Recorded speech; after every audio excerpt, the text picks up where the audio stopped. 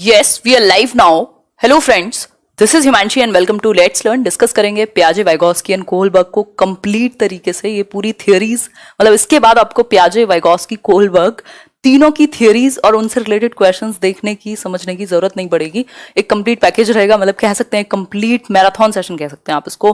पता नहीं कितनी देर चले, हो सकता है वीडियो 1 घंटे का हो, 2 घंटे का हो, बट कोशिश कीजिएगा 1 सिटिंग में इसको खत्म करें।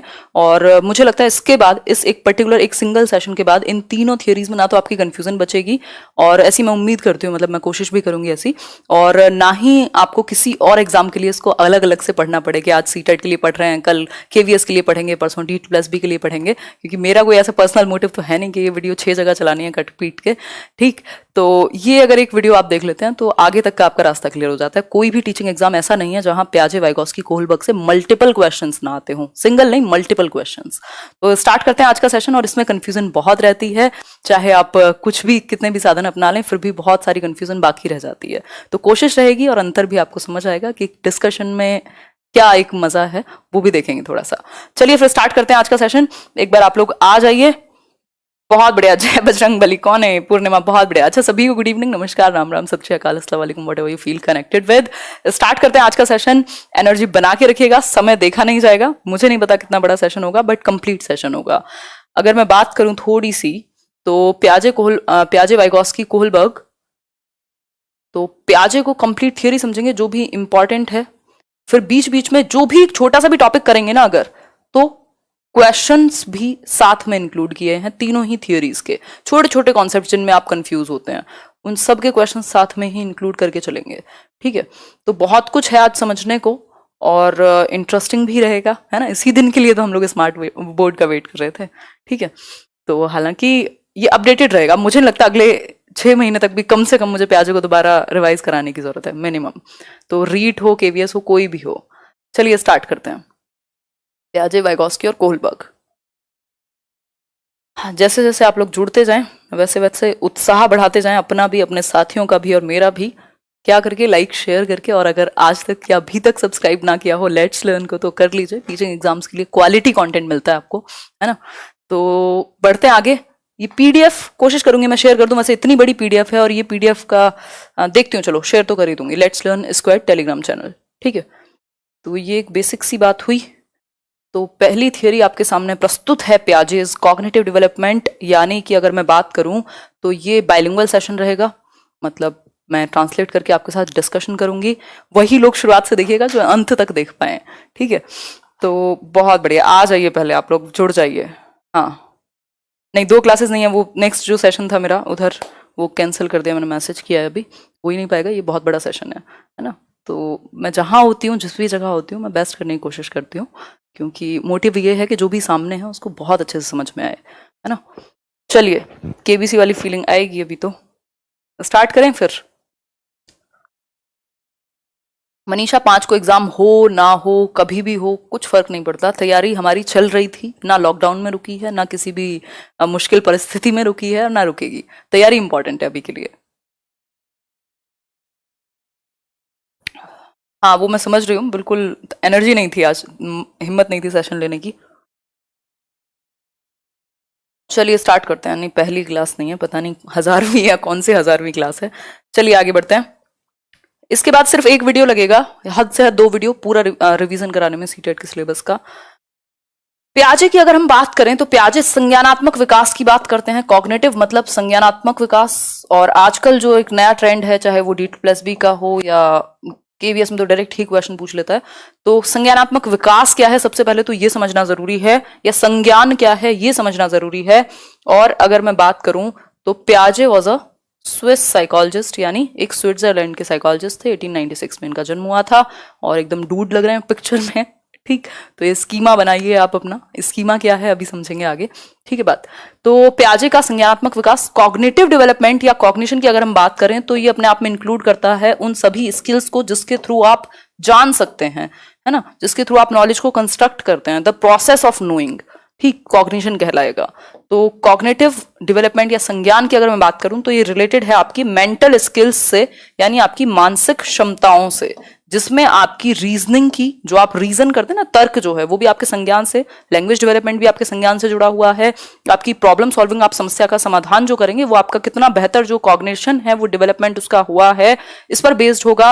आपकी इमेजिनेशन, आपकी थिंकिंग, सारी चीजें जो भी आपके समझ से रिलेटेड हैं वो यहां आ जाएंगी। द प्रोसेस ऑफ नोइंग और द वे यू नो, ये कह सकते हैं, इसमें बहुत सारी चीजें इंक्लूडेड होती हैं। क्लियर हो गई बात?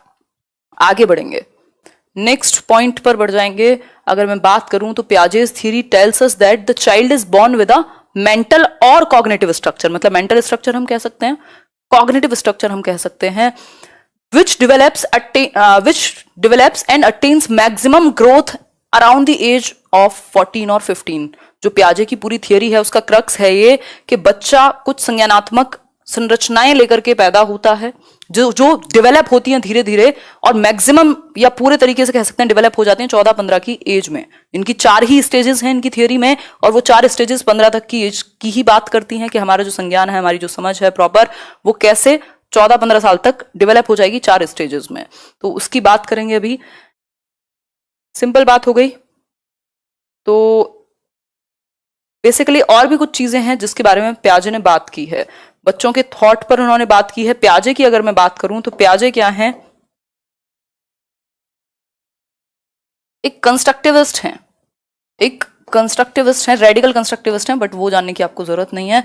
कंस्ट्रक्टिविस्ट कौन व्यक्ति जो ये माने कि बच्चा नॉलेज को कंस्ट्रक्ट कर सकता है, यानी ज्ञान का सृजन बच्चा स्वयं कर सकता है, ज्ञान का निर्माण बच्चे कर सकते हैं, यानी किसके थ्रू? एक्टिविटी के थ्रू।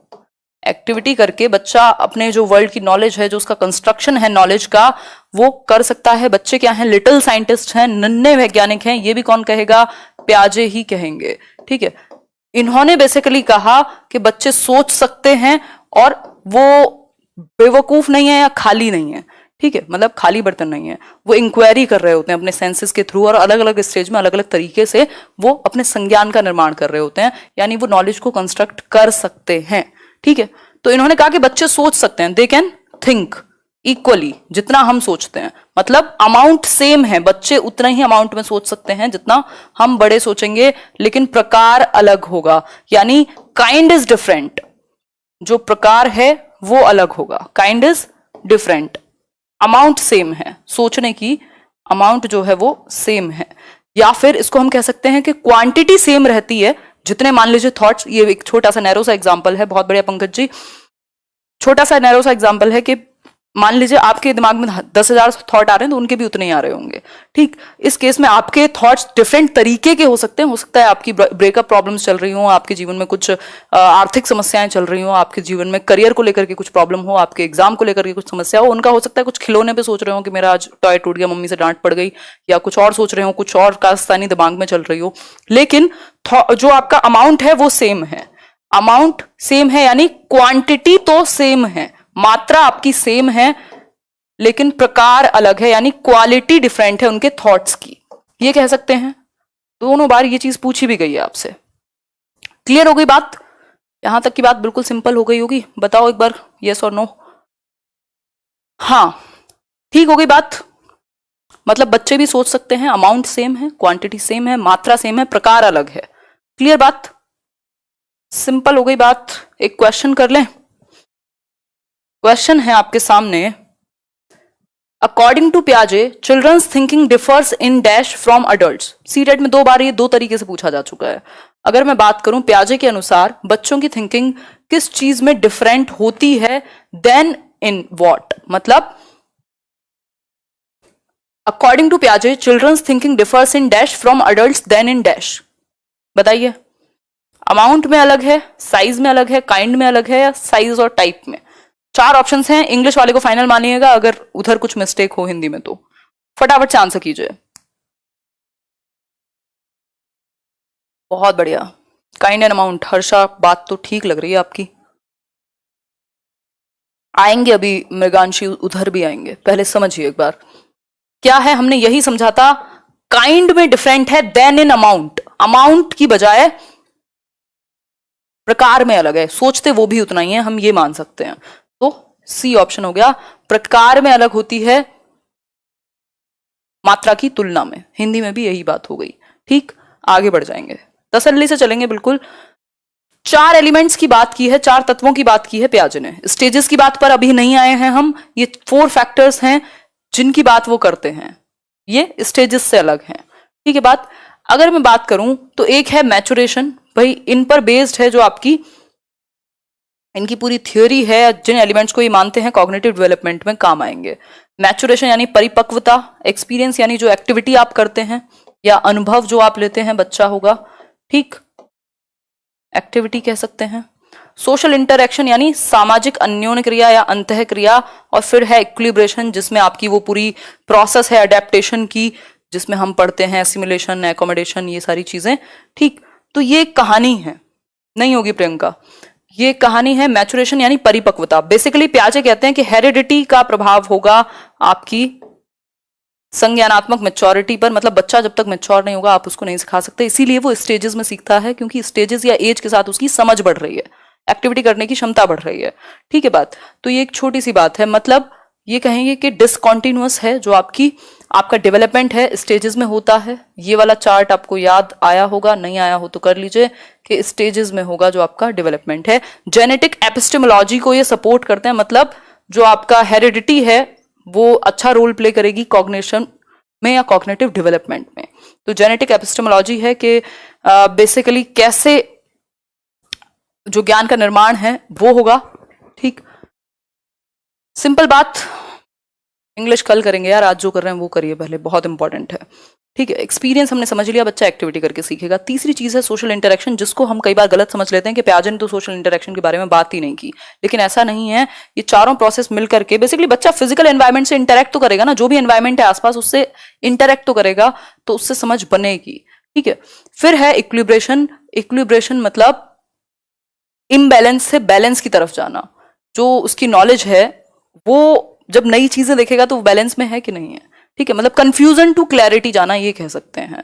जब ठीक क्लियर बात हो गई यहाँ तक की, एक छोटी सी बात है, इसमें बहुत ज्यादा आपको डीप में भी पढ़ने की जरूरत नहीं है, हालांकि मैंने किसी एक मैराथन सेशन में बहुत डीप में इनको समझाया हुआ है, पर उतना नहीं पूछेगा, लेकिन ये 4 फैक्टर्स आपको पता होने चाहिए, बहुत जगह ये मिलेंगे भी नहीं। अब आपके सामने एक क्वेश्चन है, कोई बात नहीं खुशबू जी, एक क्वेश्चन है आपके सामने, in the context of language development which of the following areas was underestimated by पियाजे। अब लैंग्वेज के बारे में अगर मैं बात करूं, हमने अभी क्या समझा था, 4 चीजें थी, यहां 4 चीजें थी, लेकिन यहां लैंग्वेज नहीं है इन 4 एलिमेंट्स में, क्योंकि पियाजे कहते हैं कि जो कॉग्निटिव डेवलपमेंट है उसकी वजह से भाषा विकास होगा, मतलब कितना बेहतर आपका संज्ञान, आपकी समझ, आपकी थिंकिंग, आपकी रीजनिंग, इन सब का डेवलपमेंट होगा, उतना ही बेहतर आपका लैंग्वेज डेवलपमेंट होगा, या कॉग्निशन से लैंग्वेज डेवलपमेंट जुड़ा हुआ है। इन्होंने ये नहीं कहा कि लैंग्वेज डेवलपमेंट से मदद मिल रही है कॉग्निटिव डेवलपमेंट में, जो कि वाइगॉस्की कहते हैं। ठीक है बात। तो यहां पर इस केस में जब इन चारों एलिमेंट्स में से लैंग्वेज पार्ट नहीं है, तो एक क्वेश्चन आता है आपके सामने, अकॉर्डिंग टू पियाजे theory which one out of the following will not influence one's cognitive development, यानी संज्ञानात्मक विकास को प्रभावित कौन सा एक कारक नहीं करता। अगर हम बात करें इन 4 ऑप्शंस की, फटाफट से आंसर कीजिए। पहला है लैंग्वेज, फिर है सोशल एक्सपीरियंस, मैचुरेशन, और देन आपका एक्टिविटी। आंसर कीजिए।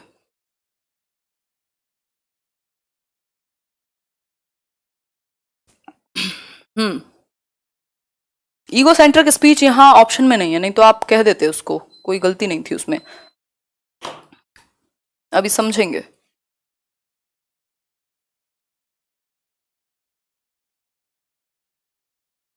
बिल्कुल ए ऑप्शन हो जाएगा, सिंपल।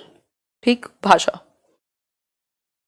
अगर मैं बात करूं तो इससे पहले और 2-3 चीजें जान लेते हैं। पियाजे ने अगर भाषा की मैं बात करूं तो अभी हमने समझा था कि कॉग्निटिव डेवलपमेंट पे उन्होंने क्या कहा है कि जो कॉग्निशन है उसकी जितना बेहतर कॉग्निशन होगा, या कॉग्निशन की वजह से क्या हो रही है, लैंग्वेज का डेवलपमेंट होगा।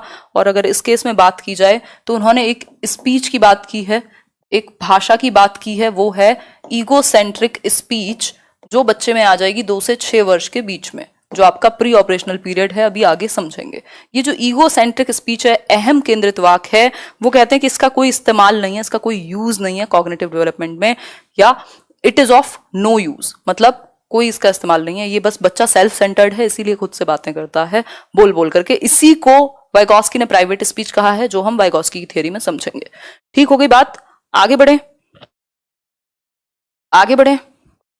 बिल्कुल, एक क्वेश्चन है इसी से संबंधित बात है, इन the context of language development, यानी भाषा विकास के कॉन्टेक्स्ट में इनमें से कौन सी एक चीज है जो अंडर एस्टिमेट की गई पियाजे के द्वारा? बताइए। Heredity, social interaction, egocentric speech, active construction by the child, क्या एक ऑप्शन होगा? भाषा के क्षेत्र में बात हो रही है, इन the context of language development, भाषा विकास के क्षेत्र में कौन सी एक चीज आपकी इंपॉर्टेंट नहीं है या फिर उसको अंडर एस्टिमेट किया गया पियाजे के द्वारा? आंसर कीजिए। प्रदीप जी ब्लॉक होने की इच्छा कर रहे हैं आपकी, कौन सी नेहा को क्या कह रहे हो? आंसर कीजिए, बहुत बड़े अंकिता। आंसर क्या होगा? C option, egocentric speech. Egocentric speech underestimate की गई, इसको इंपॉर्टेंस नहीं दी गई अगर मैं बात करूं लैंग्वेज डेवलपमेंट में। ठीक है, सिंपल बात, आगे बढ़ जाएं। ये हम कर चुके हैं डिस्कस। अब यहाँ पर दो चीजें निकल के आती हैं जहां से ये पूरी कहानी शुरू होती है, जहां से सबसे ज्यादा क्वेश्चन पूछे जाते हैं। वो थोड़ा सा टेक्निकल हो गया, जो हमने अभी समझा है वो बहुत मुश्किल क्वेश्चन बनेगा, तब पूछेगा, नहीं तो जनरली नहीं पूछता। ठीक, अब यहां से अगर मैं बात करूं तो दो चीजें हैं पियाजे की पूरी थियोरी में। एक तो है उनकी स्टेजेस, ये जो 4 स्टेजेस हैं जिनको मैं शॉर्ट फॉर्म में SPCF कह सकती हूँ। एक मिनट रुकिए, जिनका हम एब्रीवेशन बनाएं तो SPCF कहा जा सकता है। SPCF बोले तो sensory motor, pre operational, concrete operational and formal operational. ये 4 स्टेजेस हैं, जिन 4 स्टेजेस को गो थ्रू करके बच्चे का कॉग्निटिव डेवलपमेंट यानी उसके संज्ञान का विकास होगा, उसकी टोटल जो समझ है उसका विकास होगा, जिसके थ्रू वो जानेगा चीजें, नॉलेज का निर्माण करेगा। इन 4 स्टेजेस में लेवल बढ़ता जाएगा और उसका जो संज्ञान का स्तर है वो भी बढ़ता जाएगा। ठीक है, अगर मैं बात करूं नेक्स्ट पॉइंट की तो ये है कॉग्निटिव प्रोसेसेस। कॉग्निटिव प्रोसेसेस हैं, कुछ प्रोसेस भी तो है ना इन स्टेजेस में, जो प्रोसेस यूज होती हैं या जनरली जो प्रक्रियाएं हैं जो मदद करती हैं संज्ञानात्मक विकास में, या एलिमेंट्स भी हैं इसके, ये कह सकते हैं। क्या हैं वो अगर मैं बात करूं तो कई सारे हैं, आपने हमेशा से सुना ही है, बहुत सारी कंफ्यूजन भी रहती है, चाहे वो स्कीमा हो, चाहे वो आपका एसिमिलेशन हो, एकोमोडेशन हो, एडेप्टेशन हो, ऑर्गेनाइजेशन हो, ये जितनी भी चीजें हैं वो सब कॉग्निटिव प्रोसेसेस हैं। अगर मैं बात करूं इक्विलिब्रेशन की तो इक्विलिब्रेशन है कंफ्यूजन टू क्लैरिटी जाना, यानी कॉन्फ्लिक्ट टू क्लैरिटी जाना। जो आपके दिमाग में है, जो बाहर है, वो दोनों बैलेंस में है तो आप इक्विलिब्रेशन में हैं। अगर मैं इक्विलिब्रेशन की बात करूं तो इसमें 2 चीजें आ जाती हैं। एक है आपका अडेप्टेशन की प्रोसेस, जिसमें ये पूरा आपका एसिमिलेशन और एकोमोडेशन आ जाएगा, और दूसरा है आपका ऑर्गेनाइजेशन, जिसका अपना कोई बहुत ज्यादा यूज नहीं है, बस वो स्कीमा को ऑर्गेनाइज फॉर्म में बनाए रखने का काम करेगा। अब इन सब चीजों को समझते हैं थोड़ा सा एक एक करके। ठीक है, समझिए एक बार। पियाजे नहीं होता तो हम वही डंडे से बच्चों को डील कर रहे होते शायद। देखिए एक बार, ये लैंग्वेज में भी पूछा जाता है हालांकि। आइए अब एसिमिलेशन समझते हैं। एसिमिलेशन, एकोमोडेशन, ये जो पूरी प्रोसेस है ये अडेप्टेशन की प्रोसेस है। ठीक है बात, इससे पहले स्कीमा समझ लीजिए।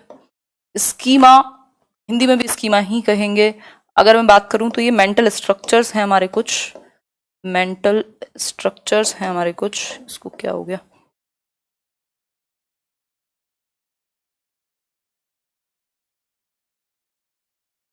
मानसिक संरचनाएं हैं, ऑर्गेनाइज्ड पैकेट्स हैं इंफॉर्मेशन के, जो भी आपके दिमाग में है पड़ा हुआ, चाहे वो रिलेशनशिप्स हो। इस पेन को भी देखकर अगर आप पहचान पा रहे हैं तो इसका मतलब इसका स्कीमा आपके ब्रेन में बना हुआ है। पियाजे की पिक्चर जब आप अगली बार देख करके पहचान जाएंगे तो उसका मतलब होगा आपके दिमाग में वो पिक्चर का एक स्कीमा क्रिएट हुआ है। ठीक है, तो हम बेसिकली जिन चीजों को रिकॉग्नाइज कर पाते हैं इन स्ट्रक्चर्स की वजह से, ये जो स्टोर्ड नॉलेज है एक ऑर्गेनाइज्ड फॉर्म में, इसकी वजह से हम क्या कर पाते हैं, रिकॉग्नाइज कर पाते हैं, चीजों को समझ पाते हैं, देख पाते हैं। ठीक है, तो ये मेंटल स्ट्रक्चर्स हैं, पैकेट्स ऑफ इंफॉर्मेशन है, रूम्स ऑफ इंफॉर्मेशन है, जिनमें आपकी एग्जिस्टिंग नॉलेज को एक प्रॉपर तरीके से स्टोर किया गया है। ठीक है बात। अब ये जो स्कीमा है ये अपडेट होता रहेगा, एक जैसा तो रहेगा नहीं। अब ये अपडेट कुछ प्रोसेसेस हैं जिनके थ्रू होगा, जो अडेप्टेशन की प्रोसेस कहलाती है कंप्लीट, जिसमें ये एसिमिलेशन और एकोमोडेशन है। सिंपल आपसे पूछ लेगा तो आपको पता है एसिमिलेशन एंड एकोमोडेशन। अगर बात की जाए हाँ तो एक एक करके समझते हैं। स्कीमा को हमने समझा एक ऑर्गेनाइज्ड होल है, एक ऑर्गेनाइज्ड स्ट्रक्चर है जिसके बेसिस पे हम चीजों को पहचान पाते हैं, समझ पाते हैं, एक स्टोर्ड इंफॉर्मेशन है हमारे पास। ठीक है बात। अगर बात करें यहां एसिमिलेशन मतलब आत्मसात करना, आत्मसात करना, आत्मसात करना, और एकोमोडेशन इज समायोजन। इसमें सबसे ज्यादा कंफ्यूजन होती है हमें, ठीक है बात। अगर बात की जाए एसिमिलेशन मतलब आपकी जो प्रीवियस नॉलेज है आप उसमें कुछ ऐड कर रहे हैं, ठीक, ऐड किया, सिंपल आपने न्यू इंफॉर्मेशन को ऐड किया, एसिमिलेशन। जो ऑलरेडी प्रीवियस आपका एग्जिस्टिंग स्कीमा है उसमें, ठीक, यानी आपको बर्ड का पता था, आपने कोई और बर्ड देखी और आपने देखा कि हाँ ये भी, ये ईगल है, ये भी बर्ड्स में ही आ जाएगा, तो आपने उस कैटेगरी में ऐड कर लिया, ठीक है बात। लेकिन अगर मैं बात एकोमोडेशन की करूं तो कई बार आपको जो ये स्कीमा है जो प्रीवियसली बना हुआ है उसको मॉडिफाई करना पड़ता है, उसको एडजस्ट करना पड़ता है, उसको नए तरीके से बनाना पड़ेगा। कैसे? मान लीजिए आपको कैट का तो पता था, लेकिन आपने, ये बहुत ही रेट्रो एग्जांपल है, कैट आपको पता था, आपने कैट देखी, 2-3 कैट्स देखी, बिल्लियां, और आपने कहा ये भी कैट है, ये भी कैट है, ये भी कैट है, ठीक है, ये ब्लैक कलर की कैट है, ये ऐसी कैट है, ये आपने एसिमुलेट किया हुआ था। लेकिन आपने एक दिन डॉग को देखा और आपने कहा ये बड़ी सी कैट है, ये बड़ी सी कैट है क्योंकि इसके भी 4 पैर हैं, एक पूंछ है ना। अब इस केस में क्या हुआ, आपने कहा ये डॉग है एसिमिलेशन के बेसिस पे, लेकिन मतलब कैट है, लेकिन किसी ने कहा नहीं ये डॉग है, ये डिफरेंट होता है, इसकी आवाज अलग होती है ना, या उसने भौंकना शुरू किया तो आप एकदम डिसइक्विलिब्रियम में चले गए कि यार ये तो कैट तो ऐसे नहीं करती थी, ठीक। तो उस केस में आपको ठीक करना पड़ेगा, अपनी जो प्रीवियस नॉलेज है उसमें बदलाव करना पड़ेगा, ठीक, मतलब मॉडिफिकेशन करना पड़ेगा, मॉडिफाई करना पड़ेगा, मैनिपुलेट करना पड़ेगा, एडजस्ट करना पड़ेगा, ठीक है। जिनको इसको समझने में बहुत दिक्कत होती है, सिंपल तरीके से याद रख सकते हो। यदि आपको ऐड करना है इंफॉर्मेशन में, ऑलरेडी एग्जिस्टिंग स्कीम में कुछ न्यू इंफॉर्मेशन को ऐड करना है, सिंपल एसिमिलेशन, यानी आपने आत्मसात कर लिया। समायोजन में एडजस्टमेंट होगा, परिवर्तन होगा, चेंज होगा, मॉडिफिकेशन होगा, है ना। अगर वर्ड लिखा हो मॉडिफिकेशन, एडजस्टमेंट, मैनिपुलेशन, ये सारी जितनी भी चीजें हैं वो एकोमोडेशन में आती हैं। वहां आप सिर्फ ऐड कर ले रहे हैं आसानी से, वहां कॉन्फ्लिक्ट क्रिएट नहीं होगा, ठीक है बात। क्लियर हो गई यहां तक की बात। अगर बात की जाए इक्विलिब्रेशन की, जब आप किसी चीज को ऐड कर लेते हैं, जैसा कि आपने कैट के केस में किया, आपने एक दूसरे तरह की कैट देखी और आपने उसको इंक्लूड कर लिया, आपने कहा ठीक है, आपने एक और नई कैट देखी, मतलब एक बिल्ली को देखा, आपने कहा कैट है, तो मतलब आप इक्विलिब्रियम में हैं। इक्विलिब्रियम में मतलब बैलेंस में है, संतुलन में है। क्यों है संतुलन में? क्योंकि जो आपके दिमाग में है और जो आपने बाहर देखा दोनों बराबर की स्थिति में है, यानी बैलेंस में है, एक संतुलन बना हुआ है दोनों में। लेकिन आपके सामने एक नई सिचुएशन आई, आपके सामने एक डॉग आया, एक कुत्ता आया और उसने भौंकना शुरू किया और आप समझ नहीं पाए, या किसी ने आपको कहा कि ये कैट नहीं है, तुम इसको कैट मत समझो, ये डॉग है। अब आपके दिमाग में इस नई सिचुएशन ने क्या किया, डिसइक्विलिब्रियम क्रिएट कर दिया, डिसबैलेंस बना दिया। अब आप बैलेंस की स्थिति में नहीं है, जो आपके दिमाग में है और जो बाहर है वो दोनों चीजें मैच नहीं कर रही, तो आप डिसइक्विलिब्रियम में हैं, ठीक, असंतुलन की स्थिति में है। कब आएंगे संतुलन में? जब आप उसमें परिवर्तन कर लेंगे, कुछ मॉडिफिकेशन कर लेंगे, कुछ एडजस्ट कर लेंगे। कैसे करेंगे? एकोमोडेशन की प्रोसेस है यही, है ना। फिर आप एकोमोडेट करेंगे, नहीं कुत्ता होता है ऐसा और कैट होती है ये दोनों अलग हैं। अब आपने उसको बड़ी कैट नहीं मान लिया, आपने एक नया स्कीमा क्रिएट किया या एडजस्ट किया अपने पुराने स्कीमा में, ठीक है बात, तो ये एकोमोडेशन कहलाएगा। सिंपल बात, क्लियर हो गई बात? बहुत बढ़िया जसवंत सिंह जी। यहां तक कोई समस्या हो तो बताओ, स्पीड थोड़ी सी तो फास्ट रहेगी, तो रिवीजन के तौर पे भी आप इसको ले सकते हो, कोई बात नहीं काजल, 1-2 बार देखोगे तो समझ में आ जाएगा। अगर पहली बार देख रहे हो तो हो सकता है प्रॉब्लम हो, बिल्कुल ही, अगर या हिंदी वालों को भी प्रॉब्लम हो रही है, ठीक है, मैं और थोड़ा सा इसमें ट्रांसलेट करके चलूंगी, ठीक है, बहुत बढ़िया, चलिए सही है। जितने लोग देख रहे हैं लाइक, उससे ज्यादा बहुत ही अच्छी बात है। तो यहां तक कोई समस्या हो तो बताओ, एक बार मैं कमेंट देख पा रही हूं। समझ आ गया, ठीक है, नाम वाम का छोड़ दो अभी, कंफ्यूजन बताओ, नहीं तो फिर डाउट क्लियर नहीं हो पाएगा। नॉट नो इशू, चलिए बहुत बढ़िया, ठीक है। एसिमिलेशन बेसिकली सिंपल है, जब आपने अपनी एग्जिस्टिंग नॉलेज में ऐड किया, अपने स्कीमा में ऐड किया, जो प्रीवियसली आपका एक स्कीमा बना हुआ है उसमें आपने कुछ ऐड किया, न्यू इन्फॉर्मेशन को ऐड किया, दैट इज एसिमिलेशन, यानी आपने आत्मसात कर लिया, जोड़ लिया उसी ज्ञान में। और आप जब मॉडिफाई करना पड़े, आपको परिवर्तन करना पड़े पुराने ज्ञान में, जैसे अगर जो एक बर्ड है, एक चिड़िया है, वो बच्चे को पता है, उसने एक स्कीमा बनाया हुआ है किसका, बर्ड का, लेकिन उसने किसी दिन एक छोटे से या छोटे से क्या बड़े से एरोप्लेन को भी उड़ते देखा, तो उसने कहा कि यार ये भी क्या है, एक बर्ड है। अब उसको ये एसिमुलेट तो उसने कर लिया था बर्ड को, लेकिन उसने क्या किया, वो डिसइक्विलिब्रियम में आ गई जब उसने ये कहा कि हेलीकॉप्टर को देख करके या एक एरोप्लेन को देख करके कि ये भी एक बर्ड है, तो उसको फिर उसको ठीक करने के लिए मॉडिफिकेशन करना पड़ेगा, या तो एक हेलीकॉप्टर का अलग एक स्कीमा क्रिएट करना पड़ेगा, यानी एकोमोडेट करना पड़ेगा, पुराने ज्ञान में एडजस्टमेंट करना पड़ेगा, एज इट इज ऐड नहीं कर लिया, उसको मॉडिफाई करना पड़ेगा। ठीक है बात, आगे बढ़ जाएंगे इसी बात पर। अब 4 स्टेजेस दिए प्याजे ने, जहां से सबसे ज्यादा क्वेश्चंस बिल्कुल आंख बंद करके बिल्कुल धड़ाधड़ क्वेश्चंस पूछे जाते हैं। संज्ञानात्मक विकास के चरण हैं ये, अगर मैं बात करूं तो। अब इन चरणों की अगर हम बात करने लग जाएं तो 4 स्टेजेस हैं प्याजे की, SPCF। ठीक है बात, SPCF यानी सेंसरी मोटर, इसको इंद्रिय गामक अवस्था कहेंगे, जन्म से 2 वर्ष। फिर है प्री ऑपरेशनल यानी पूर्व संक्रियात्मक अवस्था, 2 से 7 वर्ष। फिर है कॉन्क्रीट ऑपरेशनल यानी मूर्त संक्रियात्मक अवस्था, जहां लॉजिक आ जाएगा बच्चे में, वो है 7 से 11 वर्ष, इसको स्कूल एज भी कह सकते हो। फॉर्मल ऑपरेशनल है औपचारिक संक्रियात्मक अवस्था, 11 से 15 वर्ष। ये हाईएस्ट लेवल है आपके कॉग्निटिव डेवलपमेंट का, जो हमने शुरुआत में बात की थी कि 15 साल तक जो वो कॉग्निटिव स्ट्रक्चर है वो अपने हाईएस्ट पोटेंशियल तक पहुंच जाता है, और मैक्सिमम लेवल तक ये कह सकते हैं, और यहाँ डिडक्टिव थॉट भी आ जाएगा आपका। ठीक है, तो आगे बढ़ेंगे, देखें कुछ चीजों को एक एक करके, इन स्टेजेस की विशेषताएं देख लेते हैं, है ना, इनमें क्या विशेषताएं हैं और क्या स्पेशलिटी है अलग अलग स्टेज की, जहां से आपसे चीजें पूछी जाती हैं और कंफ्यूजन भी रहती है, क्योंकि अलग अलग बुक्स में भी चीजें अलग अलग दी हुई हैं। अगर मैं बात करूं सेंसरी मोटर की, तो इसको इंद्रिय गामक कह सकते हैं, और भी इसके कई नाम मिल जाएंगे आपको, हिंदी में कई कई नाम होते हैं एक चीज के। ठीक है,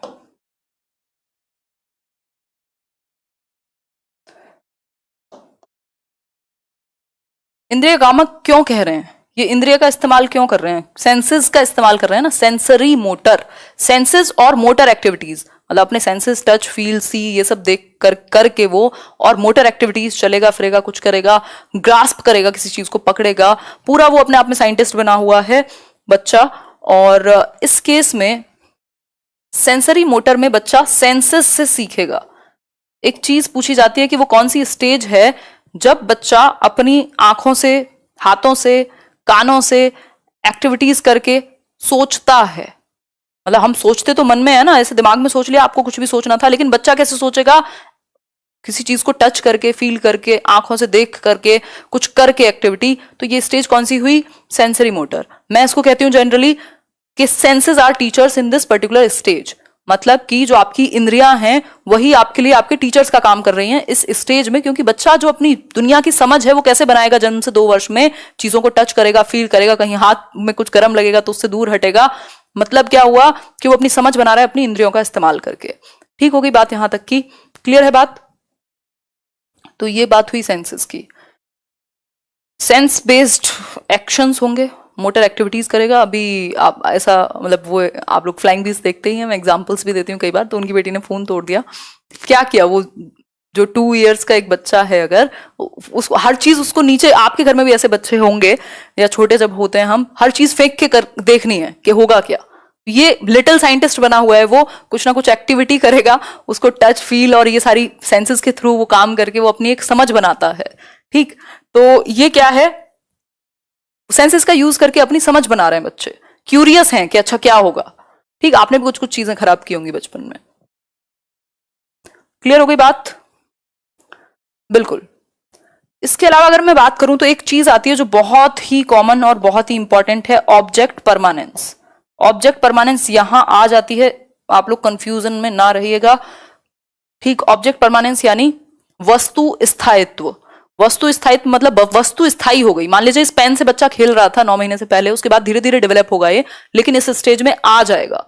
ठीक है, तो वस्तु स्थायी होती चली जाएगी। पहले वो इससे खेलता है, आप इसको ले गए, बच्चा नहीं रोएगा, ठीक है कोई बात नहीं, लेकिन जैसे ही जो मेमोरी है, जो स्मृति है उसके दिमाग में वो डेवलप हो रही है, तो इस चीज के लिए वो बाद में रोएगा, खेलेगा, या आपने छिपाया है तो उसको ढूंढने का प्रयास करेगा। ठीक, तो मतलब वस्तु स्थायी हो गई है क्योंकि दिमाग में मेमोरी डेवलप हो रही है। तो ये हुआ क्या, ऑब्जेक्ट परमानेंस। ऑब्जेक्ट परमानेंट हो गया। अब out of sight out of mind नहीं होगा। आउट ऑफ साइट मतलब अब से पहले क्या होता था, जो आंखों के सामने है वो तो एग्जिस्ट करता है, उसका तो अस्तित्व है, लेकिन जो आपने हटा लिया उसको वो याद नहीं रखेगा। लेकिन अब अगर आप सामने से भी लगे तब भी उसके लिए रो सकता है, या उसके दिमाग में उसकी एक जो परमानेंट मेमोरी है वो बन गई है एक तरीके से। क्लियर हो गई बात? हाँ है, बिल्कुल है। चलिए, पानी बहुत है यहाँ, ठीक है। क्लियर हो गई बात? बेसिक सी बात है, ये दो बहुत इंपॉर्टेंट चीजें हैं अगर मैं बात करूं यहाँ की। हालांकि एक दो चीजें और भी हैं बट नॉट सो इंपॉर्टेंट। एक डेफर्ड इमिटेशन होता है, बच्चे ने आपको कुछ करते हुए देखा और तब नहीं बट थोड़ी देर के बाद या किसी दिन उसने भी वही चीज को दोहराया या वो काम किया, उस चीज का अनुकरण किया। मतलब अब उसने, इसको कहते हैं स्थगित अनुकरण। तभी के तभी नहीं, पापा को शेव करते हुए देखा तो वो भी किसी दिन शेव करने में लगा हुआ है क्योंकि उसने देखा था। तो ये चीज भी उसके अंदर आ जाती है, डेफर्ड इमिटेशन कहते हैं इसको। क्लियर हो गई बात? बिल्कुल। बहुत सारे रिफ्लेक्सेस खत्म हो जाते हैं, कुछ रिफ्लेक्सेस रह जाते हैं, जैसे पलकों का झपकना हमेशा रहेगा। बहुत सारे रिफ्लेक्स एक्शंस होते हैं स्टेज में, इस स्टेज में धीरे धीरे जाके खत्म हो जाते हैं, ठीक है। जैसे वो रूटिंग रिफ्लेक्स होता है वो खत्म हो जाता है। रूटिंग रिफ्लेक्स क्या होता है? ऐसे टच करोगे तो बच्चा ऐसे करेगा, ठीक। ये बेसिक बात है। रिफ्लेक्स एक्शंस होते हैं जो अनैच्छिक क्रियाएं बोलते हैं आई थिंक, जिन पर हमारा कंट्रोल नहीं है, ऑटोमेटिक होती हैं, जैसे आपका हार्ट बीट, ठीक। आगे बढ़ जाएंगे, नेक्स्ट स्टेज पर चलेंगे तो यहां सेंसेस से सीखेगा बच्चा। नेक्स्ट स्टेज है प्री ऑपरेशनल। प्री ऑपरेशनल का मतलब है पूर्व संक्रियात्मक। पूर्व संक्रियात्मक मतलब लॉजिक आने से पहले।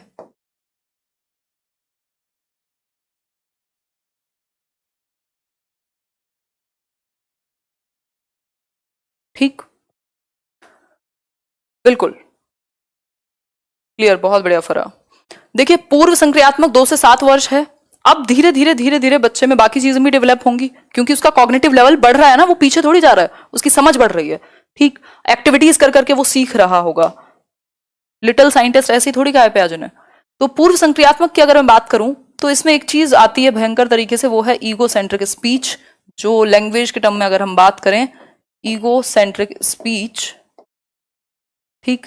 ईगो सेंट्रिक स्पीच है कि बच्चा ईगो सेंट्रिक होता है, या स्पीच भी हटा दो तो आप कह सकते हो कि ईगो सेंट्रिसिज्म है, ठीक।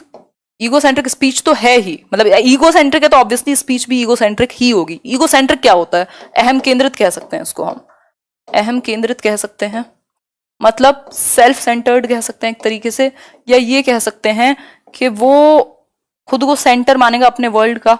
वो सोचेगा जैसा मैं फील करता हूं वैसा ही सब फील करते हैं, जो चीज मेरी फेवरेट है वो सबकी फेवरेट है ना।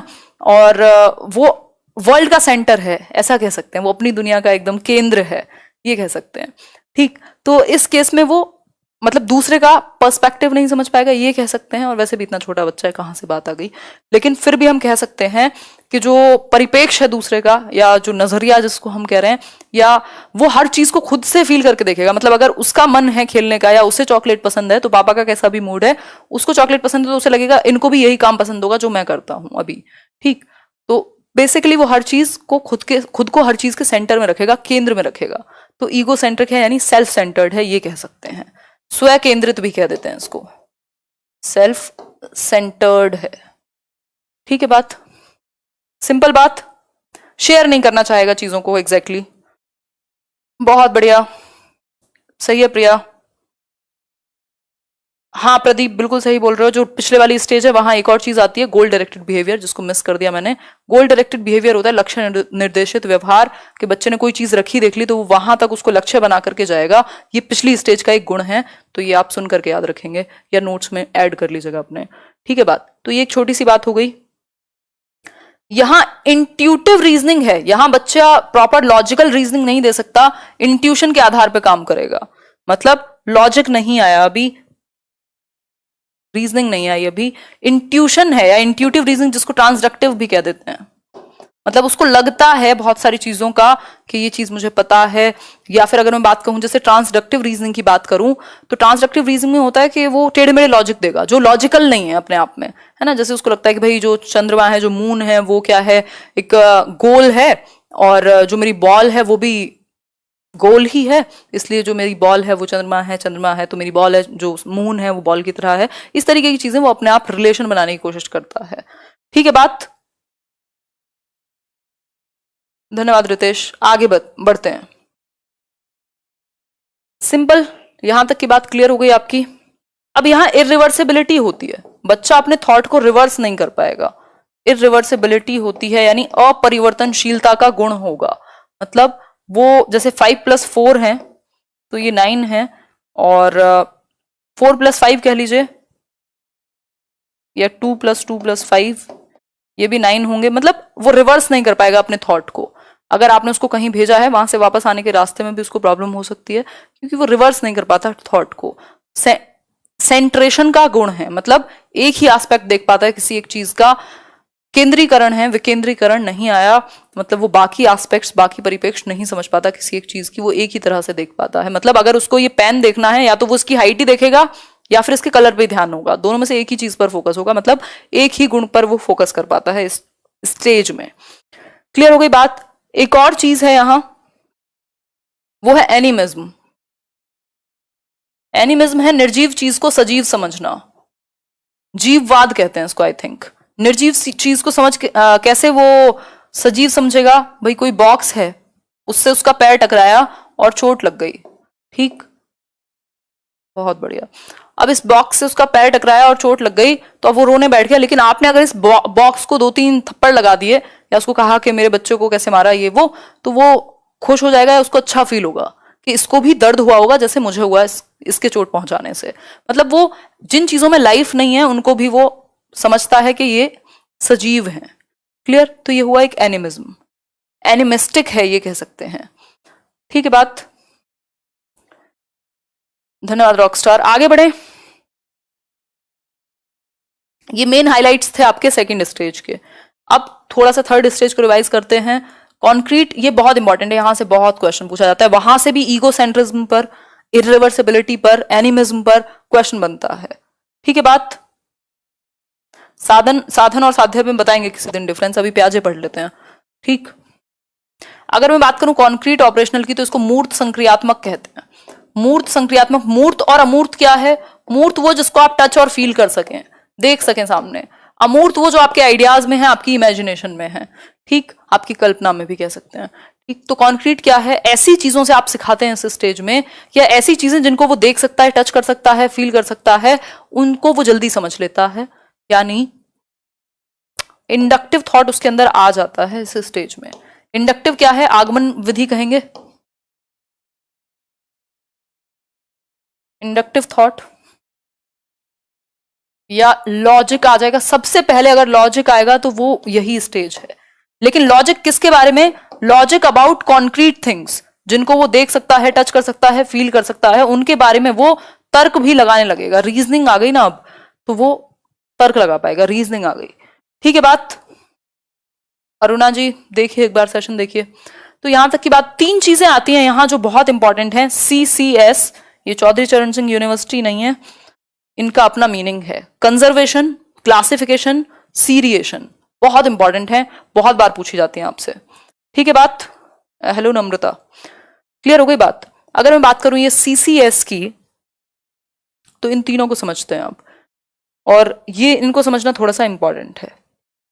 देखते हैं एक बार। कंजर्वेशन है यानी संरक्षण कहते हैं इसको। प्याजे ने एक्सपेरिमेंट भी किया था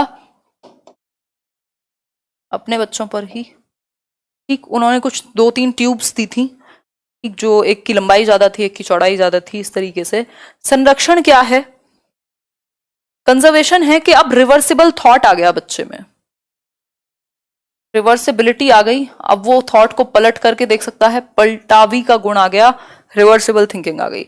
मतलब अब उसे ये पता है कि शेप और साइज चेंज होने पर क्वांटिटी सेम रहती है। मतलब अगर आपने इन बॉल्स को जोड़ करके एक अलग सा साइज और शेप बना दिया, तो इसका मतलब ये नहीं कि इनकी क्वांटिटी चेंज हो गई है। ये बॉल अगर 8 थी तो अब 8 ही होंगी, 5 थी तो 5 ही रहेंगी। तो अगर आप शेप और साइज को चेंज कर दें तो क्वांटिटी सेम ही रहती है। आशु बहुत बढ़िया। तो ये आप एग्जाम्पल देख रहे हैं। मतलब अब उसे पता है, अगर आप उसे एक बड़ी चॉकलेट दे रहे हैं और आप उसको कई सारे उसके छोटे छोटे टुकड़े दे रहे हैं, आधे टुकड़े दे रहे हैं, तो अब वो बड़ी चॉकलेट को समझने लगेगा। मतलब बहुत बढ़िया पूनम जी। अगर मैं बात करूं तो उसको पता है कि 1 लीटर पानी है अगर, तो आप उसको बॉटल में डाल दीजिए, आप उसको एक बड़े से टब में डाल दीजिए, आप उसको किसी बाल्टी में डाल दीजिए, वो 1 लीटर ही रहेगा। अब वो बाहर से शेप देख करके, साइज देख करके वॉल्यूम का पता उसको लग जाए, मतलब कंफ्यूज नहीं होगा वॉल्यूम में, या ये नहीं मानेगा जो चीज बड़ी दिख रही है वो बड़ी है, मतलब डिसेंट्रेशन आ गया। अब वो बाकी एस्पेक्ट भी देखेगा, अब सिर्फ एक चीज के आधार पर वो जज नहीं करेगा। मतलब हम कह सकते हैं कि जैसे कहते हैं ना कई बार बच्चों को कि वो 10 रुपए का नोट उनको एक सिंगल लगेगा इस उम्र से पहले, 7 से 11 वर्ष से पहले। और अगर 5 साल का बच्चा है, 3 साल का बच्चा है, तो उसको लगेगा यार ये एक नोट मतलब कम है। अगर 5 सिक्के दे दिए 2-2 के या एक के भी, तो उसको लगेगा ये ज्यादा है। इसका मतलब क्या है, कंजर्वेशन नहीं आया। अगर कंजर्वेशन आ जाएगा तो उसको पता है, फिर आप उसको ऐसे बेवकूफ नहीं बना सकते। ठीक, क्लियर हो गई बात यहां तक की?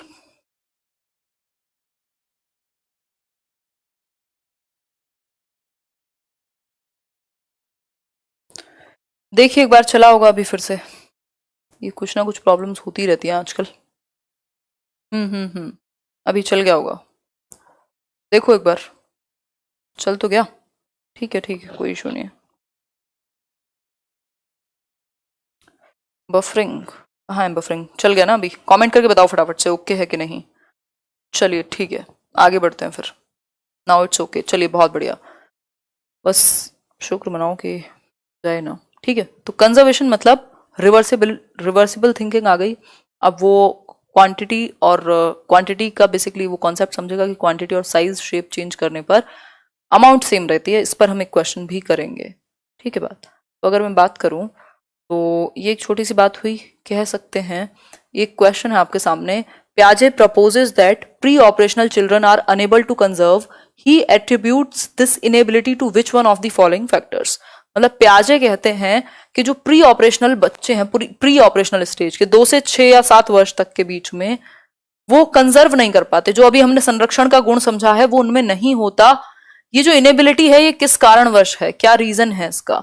Irreversibility of thought, inability of hypothetico deductive reasoning, personal fable, या फिर lack of high level abstract reasoning. बताइए एक बार। डिसेंट्रेशन को भी करेंगे एक्सप्लेन, पहले आंसर कीजिए एक बार फटाफट से। बहुत बढ़िया, ओके है। वॉइस और पिक्चर्स अलग अलग हैं, क्या कर सकते हैं अब तो। सिंपल है, इरिवर्सिबिलिटी ऑफ थॉट। वो अपने विचार को आगे पीछे नहीं कर पा रहा, रिवर्स नहीं कर पाता अपने थॉट को, सिर्फ एक ही एस्पेक्ट देखेगा। अगर किसी चीज को कलर के बेसिस पे देखता है तो वो कलर के बेसिस पे ही देखेगा, उसके दूसरे एस्पेक्ट भूल जाएगा कि उसकी शेप कैसी है, साइज कैसी है, कैसा है। उसको हम डिसेंट्रेशन कहते हैं। ठीक है बात, तो ये एक छोटी सी बात हुई यहाँ। मतलब कंजर्वेशन क्या है कि आपने मान लीजिए सेम 2 तरह के ग्लास थे, मतलब एक जैसे ग्लास थे दोनों। एक ग्लास में से जो भी जूस है उसको एक पतली सी ट्यूब में डाला जो लंबी है, बट अमाउंट सेम है इसकी। तो अगर बच्चे ने ये कहा कि ये जो बड़े वाला है यही ज्यादा है, इसका मतलब वो प्री ऑपरेशनल थॉट में है, 2 से 7 वर्ष में है, अभी उसमें रिवर्सिबिलिटी नहीं आई, अभी उसमें कंजर्वेशन नहीं आया, यानी संरक्षण नहीं आया। लेकिन अगर वो समझ जाए कि दोनों बराबर ही हैं, कोई भी यूज कर लीजिए, तो वो कॉन्क्रीट ऑपरेशनल में है, लॉजिक आ चुका है, और अब वो क्या कहें उसको, कंजर्व कर सकता है, संरक्षण है उसके सामने। आवाज अलग आ रही है, अरे यार ये सब प्रॉब्लम्स भी ना मजा खराब कर देती हैं पूरे सेशन का। देखो एक बार, अभी चल रहा होगा, ठीक हो जाएगी थोड़ी बहुत देर में। मैं भी देखूं जरा क्या समस्या है। आवाज अलग, पिक्चर अलग, अच्छा जी रुको 1 मिनट, लेट मी चेक।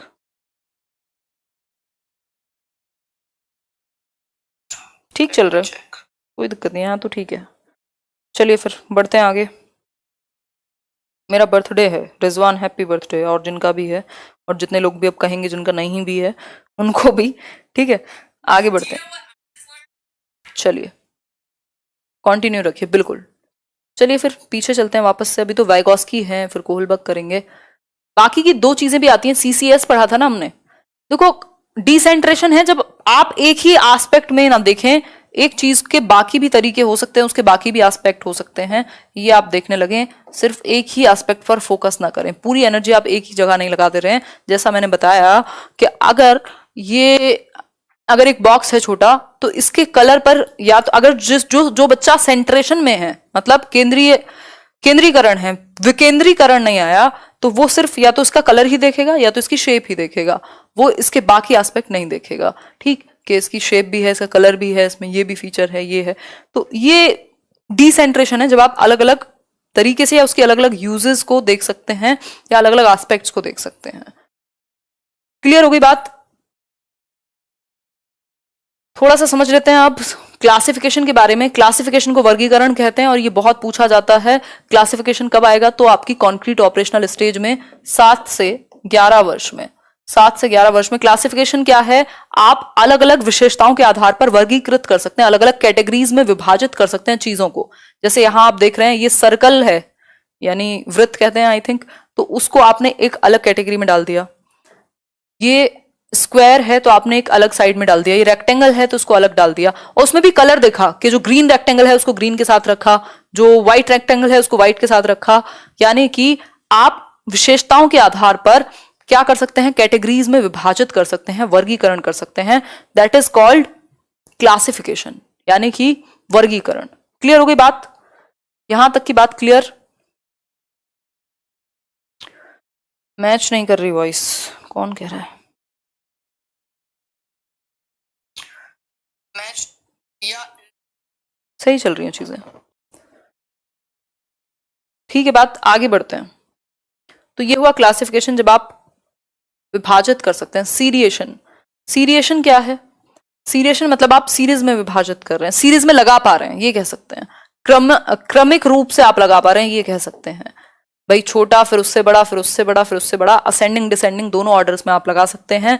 ये है सीरिएशन। जैसे आप देख रहे हैं ये सबसे छोटा, फिर उससे बड़ा, फिर उससे बड़ा, फिर सबसे बड़ा। उसी तरीके से आप सबसे बड़ा, फिर उससे छोटा, फिर उससे छोटा, मतलब असेंडिंग और डिसेंडिंग ऑर्डर में आप सीरीज में लगा सकते हैं, ये कह सकते हैं इसको हम। क्लियर हो गई बात? यहां तक की बात। तो ये एक बेसिक सी बात है, ये क्वेश्चन हम कर चुके हैं। अब आती है फोर्थ स्टेज, जिसके बाद पियाजे खत्म, फिर हम वाइगॉस्की पर जाएंगे और कोहलबर्ग को बहुत अच्छे से करेंगे। अगर मैं बात करूं यहाँ, तो ये फोर्थ स्टेज है, फॉर्मल ऑपरेशनल। ये आखिरी स्टेज है अगर मैं बात करूं पियाजे की। सब कुछ ठीक है, अनामिका कह रही है। अपना रिफ्रेश कर लीजिए, जो कनेक्शन है एक बार बंद करके वीडियो फिर से चला लीजिए, तो शायद ठीक हो जाएगी जो प्रॉब्लम है वॉइस मिसमैच की। फॉर्मल ऑपरेशनल है औपचारिक संक्रियात्मक अवस्था, औपचारिक संक्रियात्मक अवस्था। ठीक है बात? मतलब अब ये हाईएस्ट लेवल है कॉग्निटिव डेवलपमेंट का, जहां बच्चे में इंडक्टिव डिडक्टिव दोनों तरह के थॉट आ चुके हैं। इंडक्टिव तो पहले ही आ गया था। कॉन्क्रीट चीजों को लेकर के हमने एक बात डिस्कस की थी, लॉजिक आया है बच्चे में, वो रीजनिंग लगा पाएगा, लेकिन कहां? उन चीजों को जिनको वो देख सकता है, टच कर सकता है, फील कर सकता है। लेकिन अगर मैं बात करूं यहां के एब्स्ट्रैक्ट चीजों को लेकर के लॉजिक कब आएगा, तो वो आएगा फॉर्मल ऑपरेशनल स्टेज में, क्योंकि एब्स्ट्रैक्ट थिंकिंग, अमूर्त चिंतन जो है वो यहीं डेवलप होगी।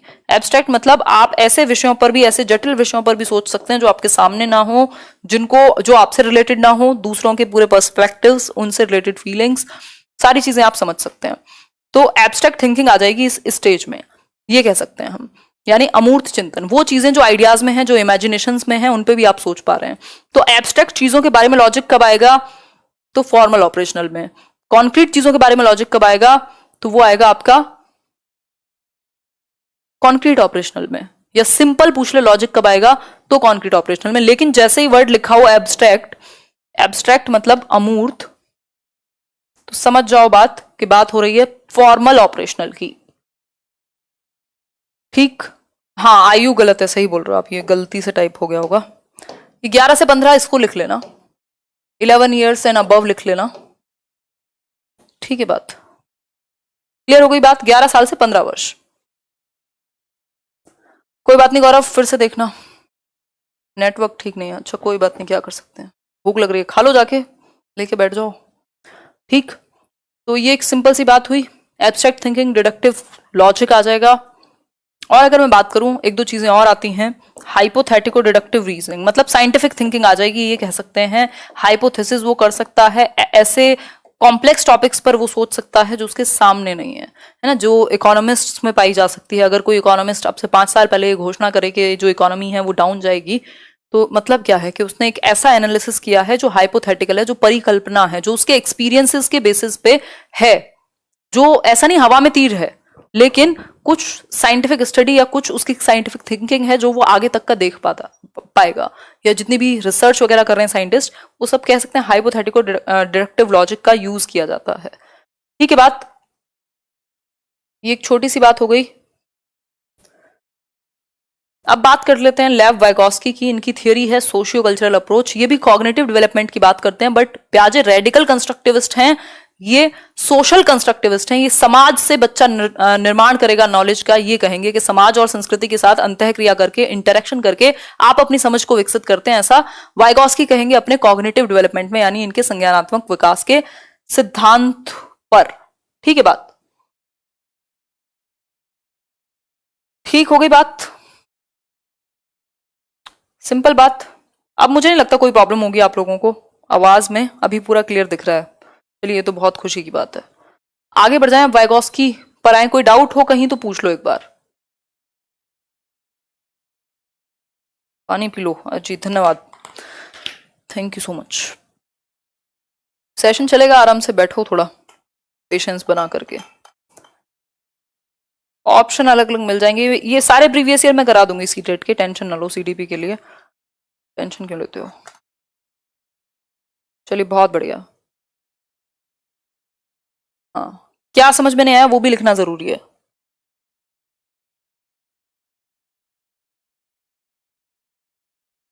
हाँ, धमाकेदार रहेगा बिल्कुल रिवीजन, धन्यवाद।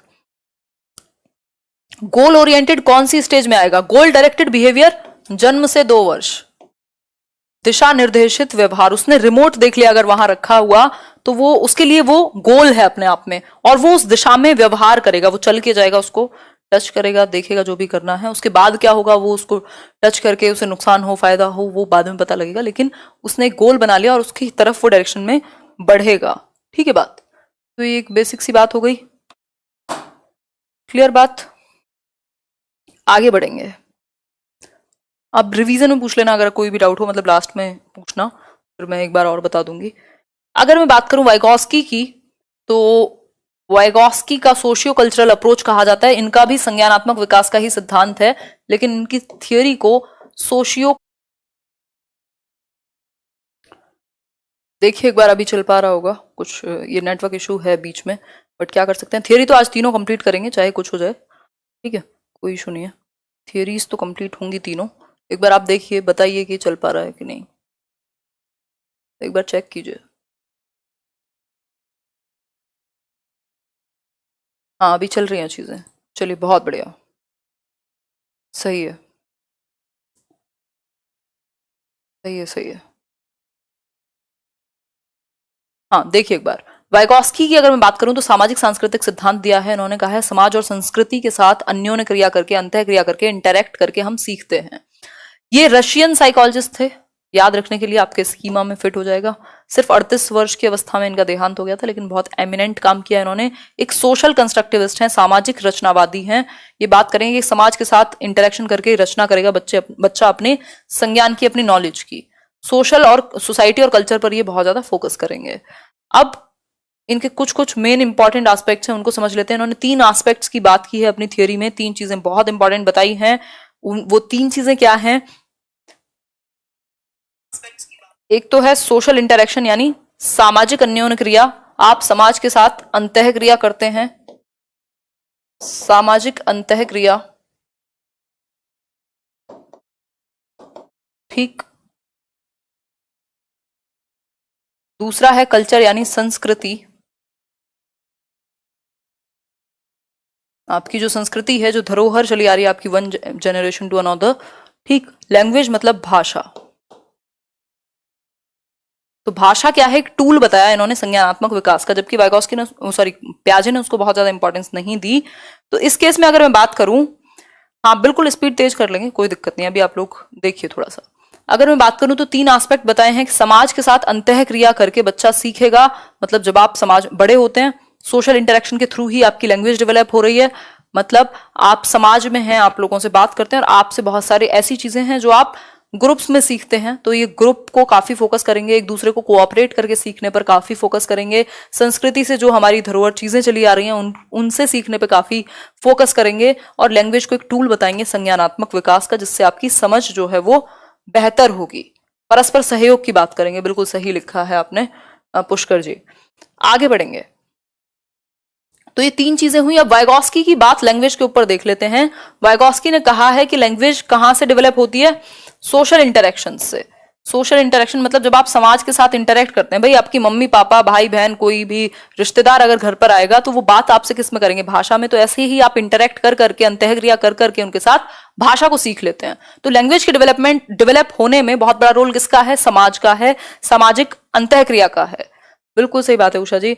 Vygotsky viewed language as man's greatest tool for communicating with the outside world.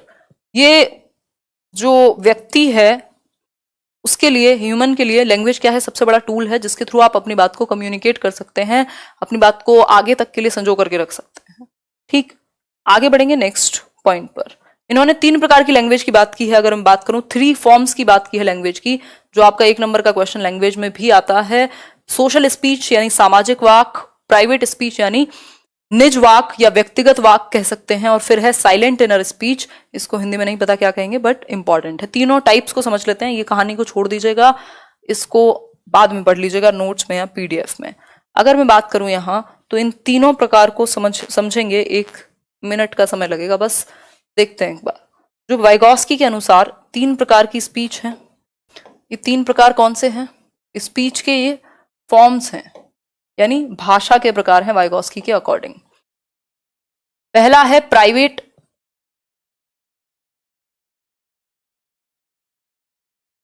पहला हुआ सोशल स्पीच, सोशल स्पीच। दूसरा है आपका प्राइवेट स्पीच, जिसको निजी वाक कह सकते हैं, और तीसरा है silent inner speech, silent inner speech. ठीक है, बात क्लियर हो गई यहां तक की बात? हाँ, नीरव वाक बहुत बढ़िया सूचना जी। ठीक, अगर मैं बात करूं सोशल स्पीच की तो ये 2 साल के आसपास बच्चा बोलने लग जाता है। ठीक, 2 साल के आसपास बच्चा बोलने लग जाएगा। वो प्रोफेसर स्मिथ वाली बात पे आप याद कर सकते हैं कि 1 साल में 3 वर्ड की वोकैबुलरी है, फिर 2 साल में 272 और 5 साल में 2072, यानी वो 2 वर्ड्स को जोड़ करके एक वाक्य बनाने लग जाएगा 2 साल में। टेलीग्राफिक स्पीच मतलब वो बोलने लगेगा, थोड़ा थोड़ा कुछ आपसे मांगने लगेगा, दूध या जो भी उसको चाहिए। तो ये हो गई सोशल स्पीच, जब बच्चा समाज में बात करे, मतलब बाहर वो बात कर रहा है आपसे या किसी और से, खुद से नहीं। फिर है प्राइवेट स्पीच। प्राइवेट स्पीच को निजी वाक कहते हैं। निजी इसलिए कहते हैं या निज इसलिए कहते हैं क्योंकि बच्चा स्वयं से बात करेगा, बोल बोल के, वो खुद से बोल बोल करके बात करेगा, और ये इस 3 से 6 वर्ष के बीच में होगी ये चीज। फिर 7 साल के आसपास साइलेंट इनर स्पीच आ जाती है, मतलब अब उसको बाहर बोलने की जरूरत नहीं है, वो मन में ही किसी के बारे में कुछ भी सोच सकता है जैसे हम लोग सोचते हैं। मतलब जो स्पीच है वो साइलेंट हो गई और अंदर चली गई, इनर चली गई। ठीक, तो ये कह सकते हैं। यहां सबसे पहले जो एक बात पूछी जाती है वो आती है प्राइवेट स्पीच की। बहुत बार ये क्वेश्चन आता है। प्राइवेट स्पीच है जब बच्चा बोल बोल कर खुद से ही बात करे। तो वाइगॉस्की कहते हैं वो खुद को डायरेक्शन देगा, खुद को वो दिशा देता है जब वो बोल बोल करके खुद से बात करे। मान लीजिए ये उसकी कोई एक उसने रेलगाड़ी बनाई है, कोई एक ट्रेन का वो पटरी बनाने में लगा हुआ है, तो वो कहेगा ये वाला पीस कहाँ गया। कोई पजल सॉल्व करने में लगा हुआ है तो कि ये वाला कलर कहाँ गया, ये वाला पीस कहाँ गया, इसको कैसे अरेंज करना है, ये सारी चीजें आएंगी। ठीक, मौन वाक भी कह सकते हैं साइलेंट इनर स्पीच को, ये मन में होगा। सोशल स्पीच जब बच्चा सबसे बोल करके बात करेगा। ठीक है, बात अपने एक्शंस को गाइड करता है बच्चा, ऐसा वाइगॉस्की कहेंगे कि भाई वो खुद से ही बोल बोल कर बात इसलिए करता है ताकि खुद को डायरेक्शन दे सके, खुद को एक दिशा दे सके, खेल में भी और वैसे भी, और ये इसके संज्ञानात्मक विकास में हेल्प करेगी जो आपकी लैंग्वेज है, ऐसा वाइगॉस्की मानेंगे। ठीक है, बात सिंपल। रिफ्रेश करके चलाओ या फिर से चलाओ यार, मेरे फोन में तो सब कुछ ठीक चल रहा है, पता नहीं आप लोगों को कैसे आगे पीछे लग रहा है, क्या कर सकते हैं, इंटरनेट है। फिर हैं सम अदर इंपॉर्टेंट टर्म्स, कुछ और टर्म्स हैं जो वाइगॉस्की ने जिनके बारे में बात की है, बहुत शॉर्ट में समझते हुए चलेंगे, फिर कोहलबर्ग की थ्योरी पर समझेंगे। जोन ऑफ प्रॉक्सिमल डेवलपमेंट, एक दायरा है जहां तक आपका संभावित विकास का क्षेत्र है, ये यहां तक आप सीख सकते हैं, मतलब आप सीटेट क्रैक कर सकते हैं, ये आपके जोन में है, संभावित विकास के क्षेत्र में है कि यहां तक संभावना है आपका विकास हो सकता है। ठीक, लेकिन इसमें कुछ चीजें ऐसी होंगी जहां पर आप खड़े हुए हैं, है ना, जिनको आप स्वयं कर लेते हैं। इस गोले के अंदर आपको किसी की हेल्प की जरूरत नहीं है, जैसे कई ऐसे सब्जेक्ट होंगे जिनमें आपको किसी की हेल्प की जरूरत नहीं है, कुछ क्वेश्चन ऐसे होंगे जो आप खुद ही कर लेते हैं। ठीक, तो वो हो गई आपका ये सेंटर, लेकिन आप यहां तक पहुंच सकते हैं और इसके बाहर आपसे खुद सॉल्व नहीं होता। अगर किसी की मदद मिल जाए तो आप सॉल्व कर लेंगे, चाहे वो लेट्स लर्न हो, कोई कोचिंग हो, कोई और व्यक्ति हो जिसने क्रैक किया हो, कोई बुक हो, कुछ भी हो सकता है। मतलब आपको स्कैफ फोल्डिंग मिल जाए। ये जो मदद है इसको स्कैफ फोल्डिंग कहते हैं, मचान कहते हैं, पाड़ कहते हैं हिंदी में। ठीक, तो अगर आपको स्कैफ फोल्डिंग यानी क्यूज मिल गए, कुछ हिंट्स मिल गई, किसी ने आपकी मदद कर दी। अब ये एज में आपसे बड़ा हो सकता है, छोटा हो सकता है। प्याजे एज को बहुत ज्यादा इंपॉर्टेंस देते हैं। वो कहेंगे अगर एज से पहले आप नहीं सीख सकते, लेकिन वाइगॉस्की कहेंगे कि एज का कोई यहां मैटर नहीं है, आप अपने से बड़े से छोटे से किसी से भी सीख सकते हैं। बस शर्त यह है कि वो उस फील्ड में आपसे ज्यादा जानता हो, उस एरिया में आपसे ज्यादा जानता हो। बहुत बढ़िया मोहम्मद अकरम। तो ये एक बेसिक सी बात हो गई। अगर मैं बात करूं स्कैफ फोल्डिंग की, स्कैफ फोल्डिंग हमने अभी समझा वो प्रोसेस जिसमें मदद दी जाए, हिंट दी जाए, जिससे आप अपने ZPD में पहुंच सकें। आप सीटेट क्रैक कर जाएंगे, बस आपको एक मदद की जरूरत है। कुछ चीजें ऐसी हैं जो आप खुद कर लेते हैं, जो आप खुद कर लेते हैं और जो किसी की मदद से पहुंचते हैं, इन दोनों के बीच का डिफरेंस ही है आपका स्कैफ फोल्डिंग। और ये स्कैफ फोल्डिंग देगा कौन? ये स्कैफ फोल्डिंग तो एक प्रोसेस हुई ना, प्रक्रिया तो एक प्रोसेस थोड़ी ना इंसान होता है या कोई एक व्यक्ति है। ये प्रोसेस है स्कैफ फोल्डिंग की, जिसको देगा कौन? मोर नॉलेजेबल अदर, वो व्यक्ति जो आपसे ज्यादा जानता हो उस एरिया में। एज का कोई यहां मैटर नहीं है, ये आपसे छोटा हो सकता है, आपसे बड़ा हो सकता है। ठीक है बात? तो ये एक बेसिक सी बात हो गई। क्लियर बात? बहुत बढ़िया जी, आप लोग इतनी संख्या में भी जुड़े हुए हैं इतने नेटवर्क की खराबी के बाद। और मैं भी खड़ी हुई हूँ गर्मी में इतनी सारी लाइट्स के साथ, क्योंकि जो है पता नहीं आजकल क्या हो रहा है दिल्ली में, लाइट कभी भी चली जाती है। अब तो फैन चला ही नहीं सकते आप वीडियो बनाते समय। खैर, यहां तक की बात हो गई।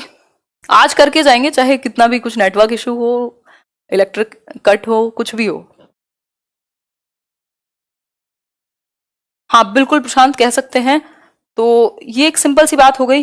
भाई क्या होता है, कई बार आप किसी क्वेश्चन में अटक रहे होते हैं मैथ्स में, तो आपको सारा पूरा क्वेश्चन सॉल्व करके ना दे, आपका जो स्कैप फोल्ड है या आपका जो मोर नॉलेजेबल अदर है, कोई टीचर हो सकता है, आपके कोई दीदी भैया हो सकते हैं, वो क्या करें, उस स्टेप में आपको मदद कर दें। तो स्कैप फोल्डिंग क्या है? एक ऐसी प्रोसेस है जिसमें या तो आपको प्रॉब्लम को हाफ सॉल्व कर दिया, कोई क्लू दे दिया आपको, कोई हिंट दे दी, जिससे फिर आप खुद करने लग जाएं। ये तब तक मदद दी जाती है, ये मदद ऐसी मदद है वो तब तक दी जाएगी जब तक आप स्वयं नहीं करने लग जाते। जैसे आप साइकिल चलाना सीखते हैं, तो उस केस में क्या होता है कि आप तब तक वो पीछे से पकड़ेगा एक व्यक्ति, जब तक आप खुद से चलाना नहीं सीख जाते। जब आप खुद चलाना सीख जाते हैं, वो पीछे से छोड़ता चला जाएगा और आप खुद इंडिपेंडेंटली उस चीज को करते चले जाएंगे। तभी तो पेपर आप दे के आएंगे, आपके साथ कोई और थोड़ी जाएगा। तो ये मदद तब तक की है जब तक आप इंडिपेंडेंटली नहीं कर पाते उस चीज को। ठीक है बात? चलिए बहुत बढ़िया, धन्यवाद आपका। आगे बढ़े।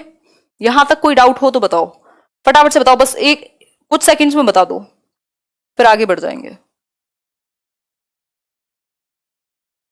हम्म, सही है, कोई बात नहीं। बट केजरीवाल बिजली थोड़े ना चलाते हैं। खैर कोई बात नहीं, ठीक है, बहुत सारे लोगों को हो रहा है और भी, नो डाउट। चलिए फिर आगे बढ़ते हैं। तो ये ZPD या स्कैफ फोल्डिंग या मोर नॉलेजेबल अदर की अगर हम बात करें, तो ZPD है वो दायरा, वो सर्कल जहां तक आपका विकास संभावित रूप से हो सकता है। एक एरिया वो भी होगा जिसके बाहर आप सीख ही नहीं सकते, वो ZPD के बाहर की बात हो गई। इस ZPD में आपको स्कैफ फोल्डिंग की जरूरत पड़ेगी अगर आपको किसी की मदद मिल जाए, जो टेम्परेरी हेल्प है, जब तक आप खुद नहीं कर सकते या करना नहीं सीख जाते। ये देगा कौन? MKO। फॉर एग्जाम्पल, साइकिल चलाना आपके दायरे में है, आपके ZPD में है, लेकिन आपको स्कैफ फोल्डिंग चाहिए। आप पैडल तो मार सकते हैं, आप पकड़ भी सकते हैं हैंडल, ये आपका खुद एक्चुअल में आप जो कर सकते हैं, लेकिन आपको एक मदद चाहिए यहां तक पहुंचने के लिए। तो जो आप खुद कर सकते हैं, इस पे बैठ सकते हैं आप खुद, और जो आप मदद के साथ कर सकते हैं, उसी के बीच के डिफरेंस को हम यहाँ क्या कह रहे हैं? ZPD कह रहे हैं।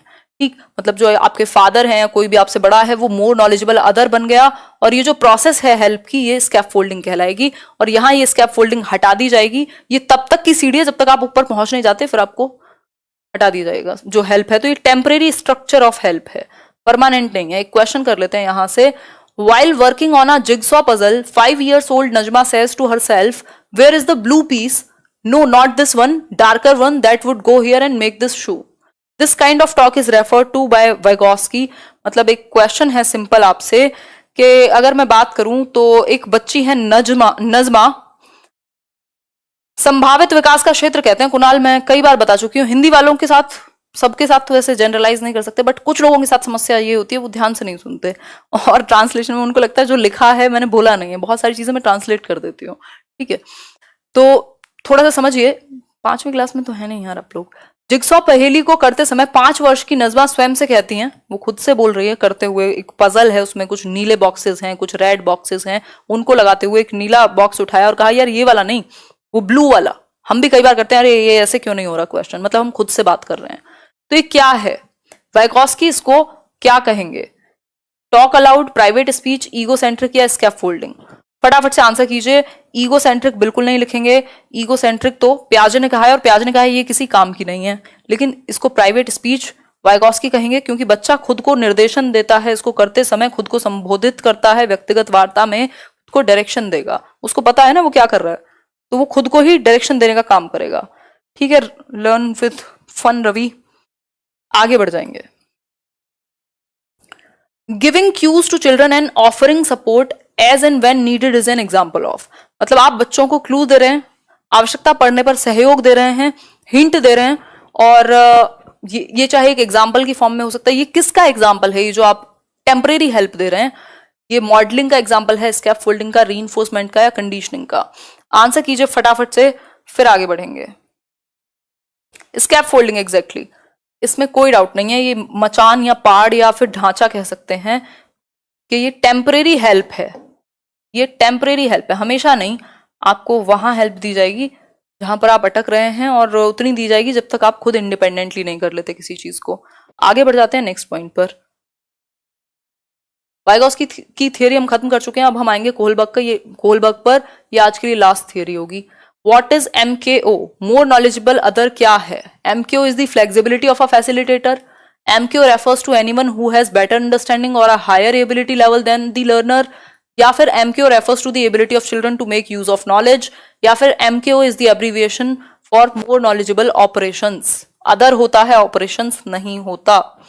बताइए एक बार फटाफट से आंसर करके, फिर खत्म तो नहीं करेंगे अभी, 15-20 मिनट में और नेक्स्ट थियरी को समझेंगे। किसी ने पूछा भी था, उसमें डाउट है आपको कोहलबर्ग में, उसको भी क्लियर करेंगे। यार ये माइक बिल्कुल कस जाता है।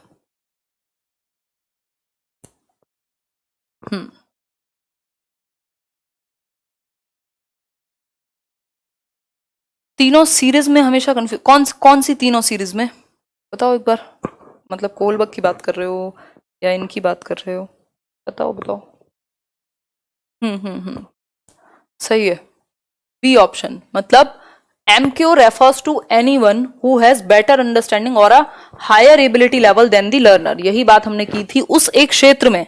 हो सकता है आप खाना बनाना मुझसे अच्छा जानते हो सकता है आप कुछ और किसी और से अच्छा जानते हो, लेकिन कुछ ना कुछ ऐसा होगा जो उस एक पर्टिकुलर व्यक्ति के बारे में विशेष होगा। यानी कि ऐसा कुछ हो सकता है जो आप हर किसी से सीख सकते हैं, या किसी से कुछ ना कुछ सीखा जा सकता है। तो वो कुछ ना कुछ का मतलब है जिस फील्ड में कोई एक व्यक्ति आपसे ज्यादा जानता हो, आपसे अंडरस्टैंडिंग बेहतर हो, आपसे लेवल एबिलिटी का जो लेवल है वो बेहतर हो, तभी तो आप उससे सीख पाएंगे ना।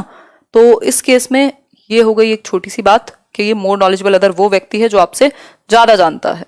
आगे बढ़ जाएंगे और कोहलबर्ग पर आ जाएंगे। अब कोहलबर्ग की बात कर लेते हैं, ये आज के लिए लास्ट है।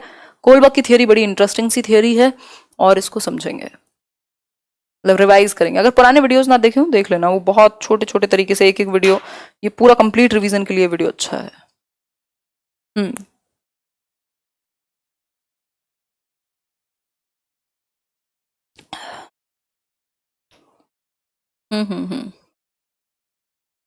प्री ऑपरेशनल में सीखेगा वो, सिंबॉलिक थॉट की अगर हम बात कर रहे हैं तो।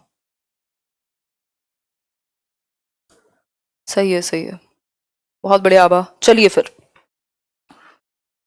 अगर मैं बात करूं कोहलबर्ग की, तो कोहलबर्ग का नैतिक विकास का सिद्धांत है। नैतिक विकास यानी कि मॉरल डेवलपमेंट, हम सभी जानते हैं। अगर मैं कोहलबर्ग की बात करूं तो कोहलबर्ग ने, नैतिक विकास है क्या पहले ये बताओ। नैतिक विकास में बेसिकली हम बात करें तो कुछ ये सोशल डेवलपमेंट से जुड़ा हुआ है। कुछ ऐसे प्रिंसिपल्स हैं, कुछ ऐसे सिद्धांत हैं जो हमें बताते हैं कि ये चीज सही है, ये चीज गलत है, इधर जाएं या इधर जाएं। ठीक, तो ये बेसिक प्रिंसिपल्स हैं अबाउट रॉन्ग और राइट। ठीक, तो ये कोहलबर्ग हैं। और कोहलबर्ग ने क्या किया था, कुछ 16-17 साल तक के बॉयज को लिया था जो एडोलेसेंट थे, और उन पर अपना क्या कहें, एक्सपेरिमेंट कहें, या फिर उनको बहुत सारी स्टोरीज या डिलेमास दी। डिलेमा क्या है? दुविधाएं, यानी कहानियां सुनाई, और वो ऐसी कहानियां थी जिनमें दुविधा थी, जिनमें डिसीजन लेने में फंसेगा इंसान। डिलेमा होता है इधर जाएं या इधर जाएं, कोई एक रास्ता आपको चूज करना पड़ेगा, और दोनों में से जो दोनों ही रास्ते हैं उनको एक रास्ता चूज करना बहुत मुश्किल है। मतलब अगर आपके सामने कोई ऐसी दुविधा है कि आप दो बहुत ही प्यारे लोग हैं, मतलब आपके फादर हो सकते हैं, आपके हस्बैंड हो सकते हैं, कोई भी हो सकता है, ठीक। अब कई लोग ऐसे ऑब्जेक्शन नहीं उठाएंगे, ठीक। तो इस केस में कि अगर बचाने का ऑप्शन, तो आप किसको बचाएंगे?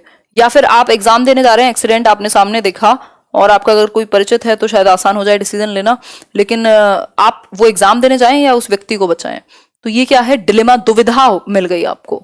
तो इस तरीके की दुविधा वाली बहुत सारी स्टोरीज उनको सुनाई बच्चों को। उसमें से एक बहुत ही फेमस डिलेमा है हाइंस डिलेमा। अब ये जो हाइंस डिलेमा है, इसको समझते हैं। मॉरलिटी क्या है हमने अभी समझा। कुछ ऐसे सिद्धांत हैं नैतिक रूप से जिनको हम सही मानते हैं, जैसे झूठ बोलना सही है या गलत, अब सबकी इस पे अपनी अपनी विवेचना होगी, ठीक। तो हम ऐसे कुछ प्रिंसिपल्स हैं जिसके बेसिस पे हम कुछ चीजों को सही या गलत मानते हैं, ठीक। तो that is morality. Moral reasoning क्या है? मॉरल रीजनिंग है जो हम सही या गलत में से, भाई राइट और लेफ्ट में से आपने एक रास्ता चुना, अब ये राइट चुनोगे या लेफ्ट चुनोगे, इसके लिए कोई रीजन भी तो दोगे ना। अब ये जो रीजन है, किसी बेसिस पे तो आपने चुना होगा ना, कोई रीजन ही तो होगा। तो इस केस में अगर मैं बात करूं तो मॉरल रीजनिंग है मॉरल डिसीजन लेने के लिए जो आप जिस तर्क का इस्तेमाल करते हो। ये तर्क किस बेसिस पे होगा? आपके संज्ञानात्मक स्तर के आधार पर, कॉग्निटिव मैच्योरिटी के आधार पर आपका ये तर्क बेस्ड होगा, ठीक है।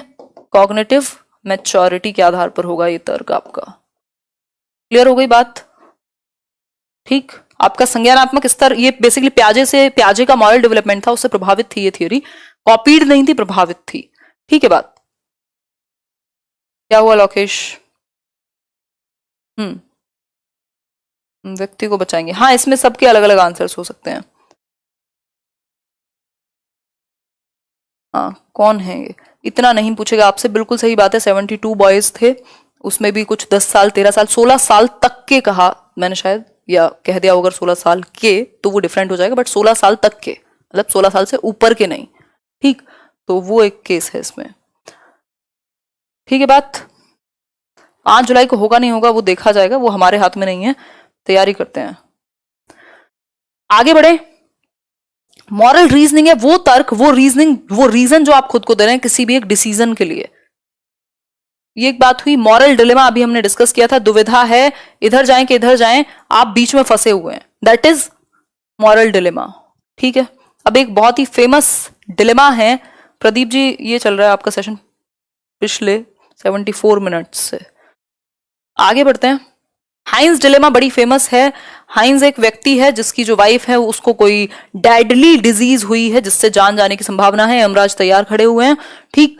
और अब एक ही तरीका है कि कोई एक ऐसी दवाई है जो जान बचा सकती है, बाकी कहीं वो दवा अवेलेबल ही नहीं है, वो मेडिसिन, और ये दवा मिलती है किसी एक केमिस्ट के पास, किसी एक ऐसे व्यक्ति के पास जिसने उस दवाई को बनाया है, लेकिन वो इस दवाई को जब ये लेने जाएगा हाइंस, तो वो उसका 100 गुना प्राइस या 10 गुना प्राइस, मतलब बहुत ज्यादा महंगा उसको करके बेचता है। और वो कहता है कि भाई कुछ भी हो जाए, तुम्हारी वाइफ की जान जाए, कुछ हो, और इससे कम मैं नहीं दूंगा, मैंने इसको बनाया और मैं इसके लिए पैसे वसूलूंगा, है ना।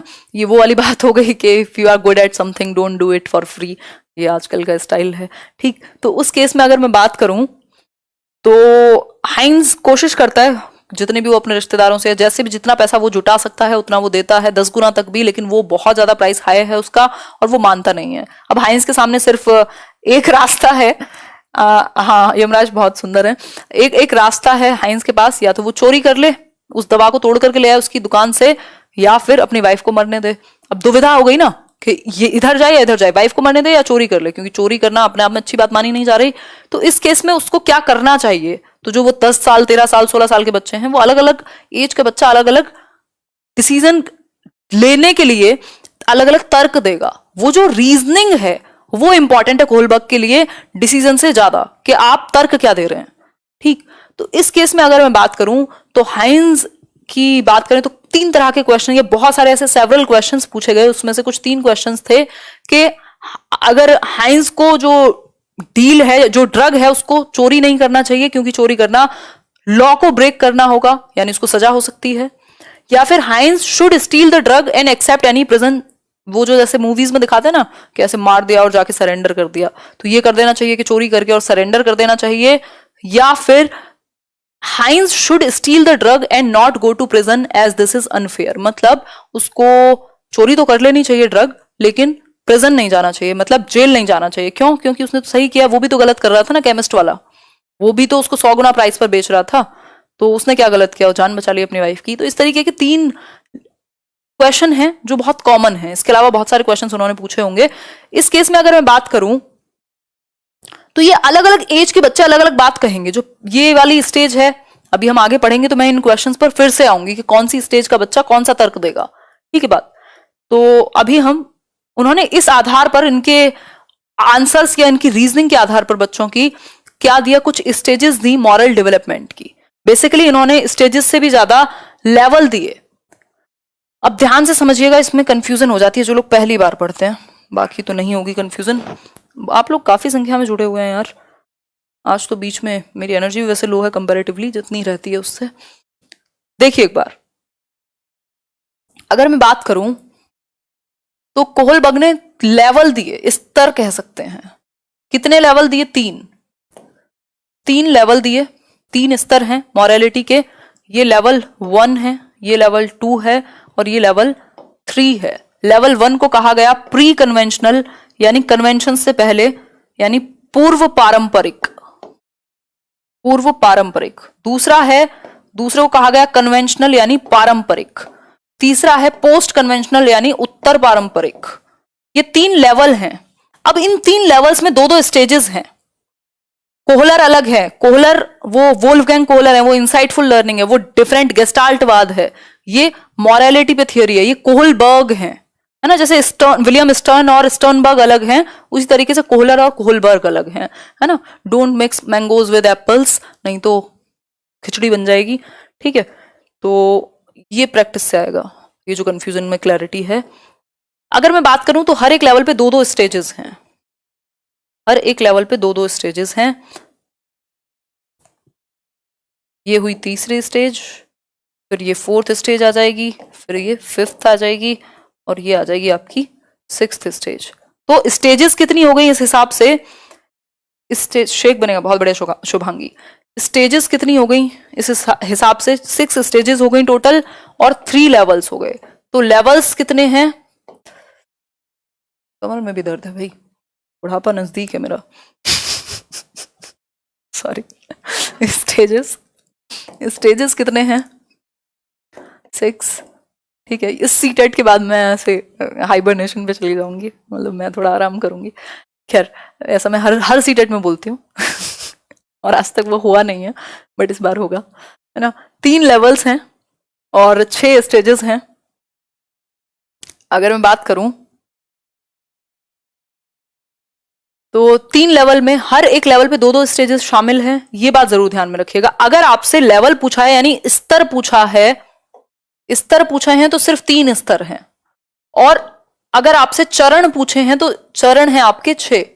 तो इसमें कंफ्यूजन ना क्रिएट करें, ठीक है। इंपॉर्टेंट है ये, एक क्वेश्चन पक्का आता है सीटेट में, तो 100% कह सकते हैं। वैसे 100% कभी कहना नहीं चाहिए क्योंकि आप ईश्वर नहीं है, बट 99.9% कह सकते हैं, ठीक है। एक जोक सुना दो, हाँ पेमेंट भिजवा देना स्टैंड अप कॉमेडी का, सुना देंगे मजाक कर रही हूँ। हाँ सही है,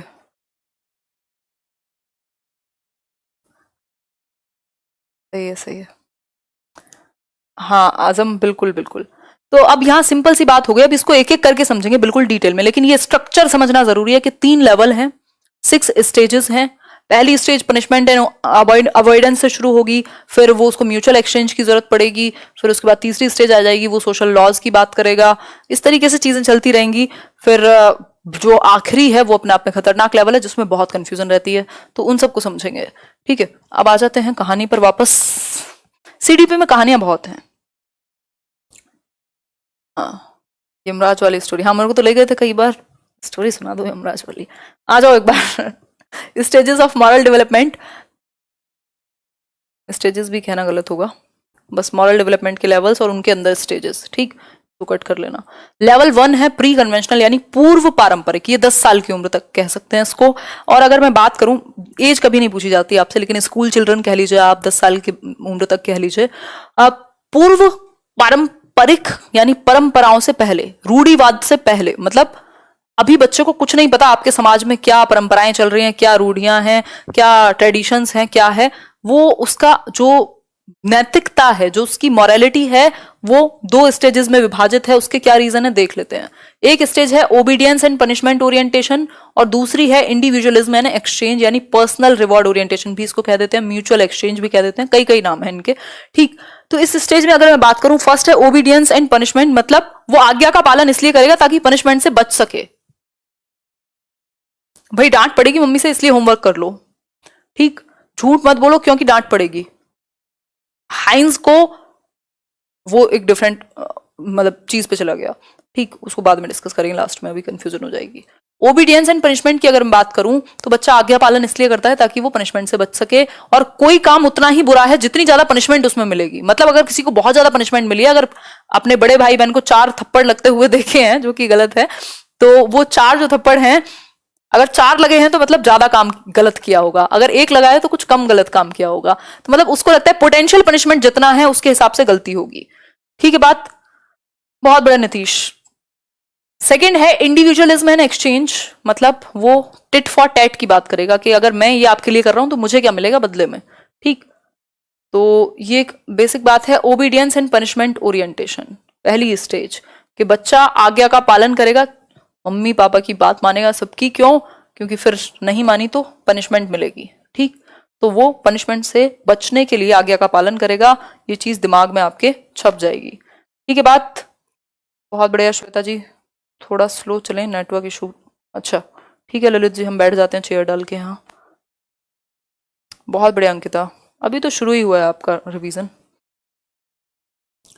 क्लियर हो गई बात। डिपेंड करेगा, देखो अलग अलग लोग अलग अलग कहेंगे। चाइल्ड सेंटर्ड एजुकेशन में अगर आप जॉन डूई पर जाएंगे तो वो कहेंगे क्यूरियोसिटी इंपॉर्टेंट है, अगर आप बिहेवियरिज्म पर या स्किनर की बात करेंगे वो कहेंगे, या बेंड्यूरा की बात करेंगे वो इमिटेशन की बात करेंगे। तो अलग अलग लोग साइकोलॉजी में अलग अलग चीजें मानते हैं, ठीक। तो ये एक बेसिक सी बात हुई। आ जाए एक बार अपने टॉपिक पर वापस। फिर है second stage individualism and exchange और पर्सनल रिवॉर्ड ओरिएंटेशन, या म्यूचुअल एक्सचेंज कह सकते हैं इसको, म्यूचुअल एक्सचेंज हिंदी में भी अभी डिस्कस कर लेंगे क्या कहेंगे, ये नोट्स में मिल जाएगा। हिंदी की अगर बात करूं, हिंदी में इसको कहेंगे स्वलाभ मानसिकता, मतलब अपना ही लाभ देखेगा व्यक्ति, ठीक। म्यूचुअल एक्सचेंज, स्टॉक एक्सचेंज नहीं है, म्यूचुअल एक्सचेंज है, मतलब टिट फॉर टैट, ऐसे हाथ मिलाया जाएगा, नोकिया वाला कनेक्टिंग पीपल, के अगर आपको घर का कुछ सामान मंगवाना है तो मुझे पॉकेट मनी देनी पड़ेगी, उसमें से कुछ, मतलब अगर मैं 5 रुपए की चीज लाऊंगा तो मुझे भी 2 रुपए की एक चॉकलेट चाहिए, है ना, क्योंकि मैं घर का कुछ काम कर रहा हूँ। घर का कुछ काम किया उसने तो वो कहेगा, या हम में से कई लोग ये अभी भी करते होंगे, है ना, कि आज मैं ये वाली सफाई कर दूंगा या कर दूंगी, मेरे लिए पराठे बना देना, ठीक। क्या है ये म्यूचुअल एक्सचेंज है, टिट फॉर टैट है, जैसे को तैसा वाली स्टेज है कि you scratch my back and I will scratch yours, ठीक। तो टिट फॉर टैट, ठीक, जैसे को तैसा, सेल्फ इंटरेस्ट, हर चीज में वो पहले अपना इंटरेस्ट देखेगा कि मुझे क्या मिलेगा इससे बदले में करने में, ठीक है बात। तो ये एक बेसिक सी बात है। Okay Pradeep ji, tit for tat कह सकते हैं। इसके अलावा अगर मैं बात करूं, ये वो वाले हैं जो कई लोग ये वाला स्टेटस नहीं लगा के रखते थे पुराने जमाने में, पुराना नहीं मतलब जब ऐसे फेसबुक आया था, तो कि ऐसे my attitude will always be based on how you treat me, है ना, तो ये वो वाला है कि मतलब टिट फॉर टैट, ठीक है। और एक और चीज अगर मैं बात करूं क्वेश्चन की, तो आपसे क्वेश्चन पूछ लिया जाता है कि मान लीजिए 2 बच्चे हैं क्लासरूम में, उनकी लड़ाई हो रही है आपस में, टीचर ने पूछा क्या हुआ, तो उसने कहा कि इसने मुझे थप्पड़ मार दिया, तो वो कहेगा, टीचर ने पूछा तुमने थप्पड़ क्यों मारा, तो वो कहेगा इसने मेरी नोटबुक फाड़ी थी, यानी उसको लगा कि मेरा बदला पूरा हो गया। तो वो ऐसी चीजें उसको सुकून तभी मिलेगा जब उसको बदला पूरा हो गया, ठीक है। वो अगर वो कहेगा कि अपनी इरेजर मुझे दे दे, तो वो कहेगा पेंसिल दे दे तू मुझे इसके बदले अपनी, है ना। अगर उसने लंच खिला दिया अपना, तो कहेगा उस दिन मैंने लंच खिलाया था अब मुझे तू ये खिला। तो वो सेल्फ इंटरेस्ट या म्यूचुअल एक्सचेंज की बात होगी सेकेंड स्टेज में, क्योंकि बच्चों को कन्वेंशन से कोई मतलब नहीं है, ये कन्वेंशन से पहले की स्टेज है, ठीक। तो ये दोनों स्टेजेस यानी पनिशमेंट से बचने के लिए एक तो सही काम करेगा, दूसरा अपना इंटरेस्ट देखेगा, समाज में क्या परंपराएं चल रही हैं उसको फर्क नहीं पड़ता। ठीक, सेकेंड लेवल आ गया आपका कन्वेंशनल यानी परंपरागत। अब ये पूरा अपने आप में ये महान सा लेवल है कि हम सब इन्हीं में बंधे रह जाते हैं, क्या कहेंगे लोग। ठीक, तो ये सबसे बड़ा रोग वाली कहानी है। तो अगर हम देखें यहाँ तो ये थर्ड और फोर्थ लेवल है। इंटरपर्सनल रिलेशनशिप्स यानी गुड बॉय गुड गर्ल, आपको अच्छा कहा जाएगा यदि आपने पेरेंट्स की सारी बातें मानी या ये किया वो किया, है ना, चाहे। फिर है maintaining the social order, law and order, मतलब आप जो रूल्स हैं समाज में उनको आप हमेशा फॉलो करेंगे। जो वो हाइंस वाला क्वेश्चन था ना कि अगर वो रूल ब्रेक करता है हाइंस तो ये गलत होगा क्योंकि it would be law breaking, मतलब वो रूल्स को तोड़ेगा ऐसा करके। तो ये वाला बच्चा, थर्ड स्टेज वाला बच्चा तो बिल्कुल ही नहीं करेगा कि गुड बॉय नहीं बचेगा हाइंस, और फोर्थ जो है वो वैसे नहीं करेगा क्योंकि रूल्स को ब्रेक कर रहे हैं आप, और रूल्स आर रूल्स होते हैं, चाहे कुछ हो जाए रूल्स को इधर उधर नहीं किया जा सकता। ठीक है बात, बहुत बढ़िया अंकिता। आगे बढ़ते हैं नेक्स्ट पॉइंट पर। Interpersonal relationship, good boy nice girl orientation, ये है आपकी थर्ड स्टेज, सेकेंड लेवल में आएगी। ठीक, स्टेजेस को हम 1 to 6 लेकर के चलते हैं और लेवल में हम लेवल 1, लेवल 2, लेवल 3, हर लेवल में 2-2 स्टेज। तो इंटरपर्सनल रिलेशनशिप्स की बात करूं तो यहां बच्चा अच्छा लड़का अच्छी लड़की अभिविन्यास कहा जाता है, A++ लाएगा बच्चा। क्यों? क्योंकि मम्मी जब देखेंगी तो कहेंगी तुम बहुत अच्छे बच्चे हो, टीचर जब देखेंगी तो कहेंगी शाबाश, और वो इस शाबाशी के चक्कर में जिंदगी अपनी निकाल देगा, उसको बस गुड बॉय गुड गर्ल सुनना है। ठीक, गलत नहीं है इसमें कुछ, मतलब हर चीज के दो एस्पेक्ट होते हैं ना, तो मैं दूसरा दिखा रही हूँ अभी क्योंकि ये तो दिख ही रहा है आपको सब सामने कि गुड बॉय नाइस गर्ल क्या कहेंगे, ओरिएंटेशन, अभिविन्यास।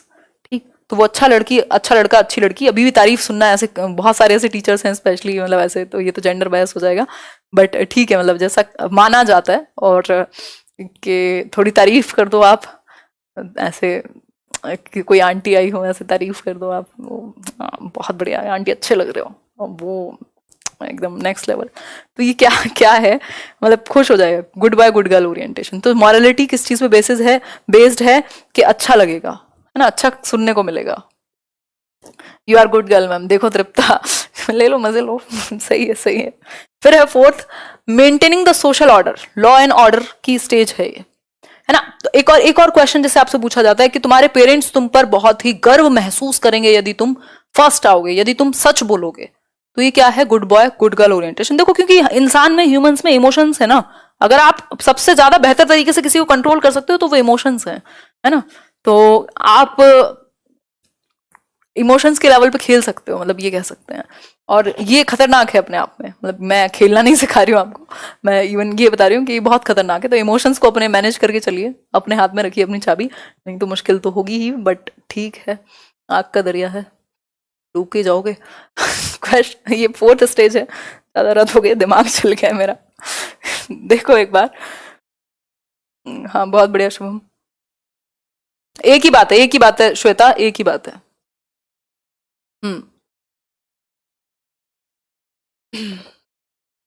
सही है, आपके नोट से मेरे सीडीपी में 23 नंबर है, बहुत बढ़िया शुभम।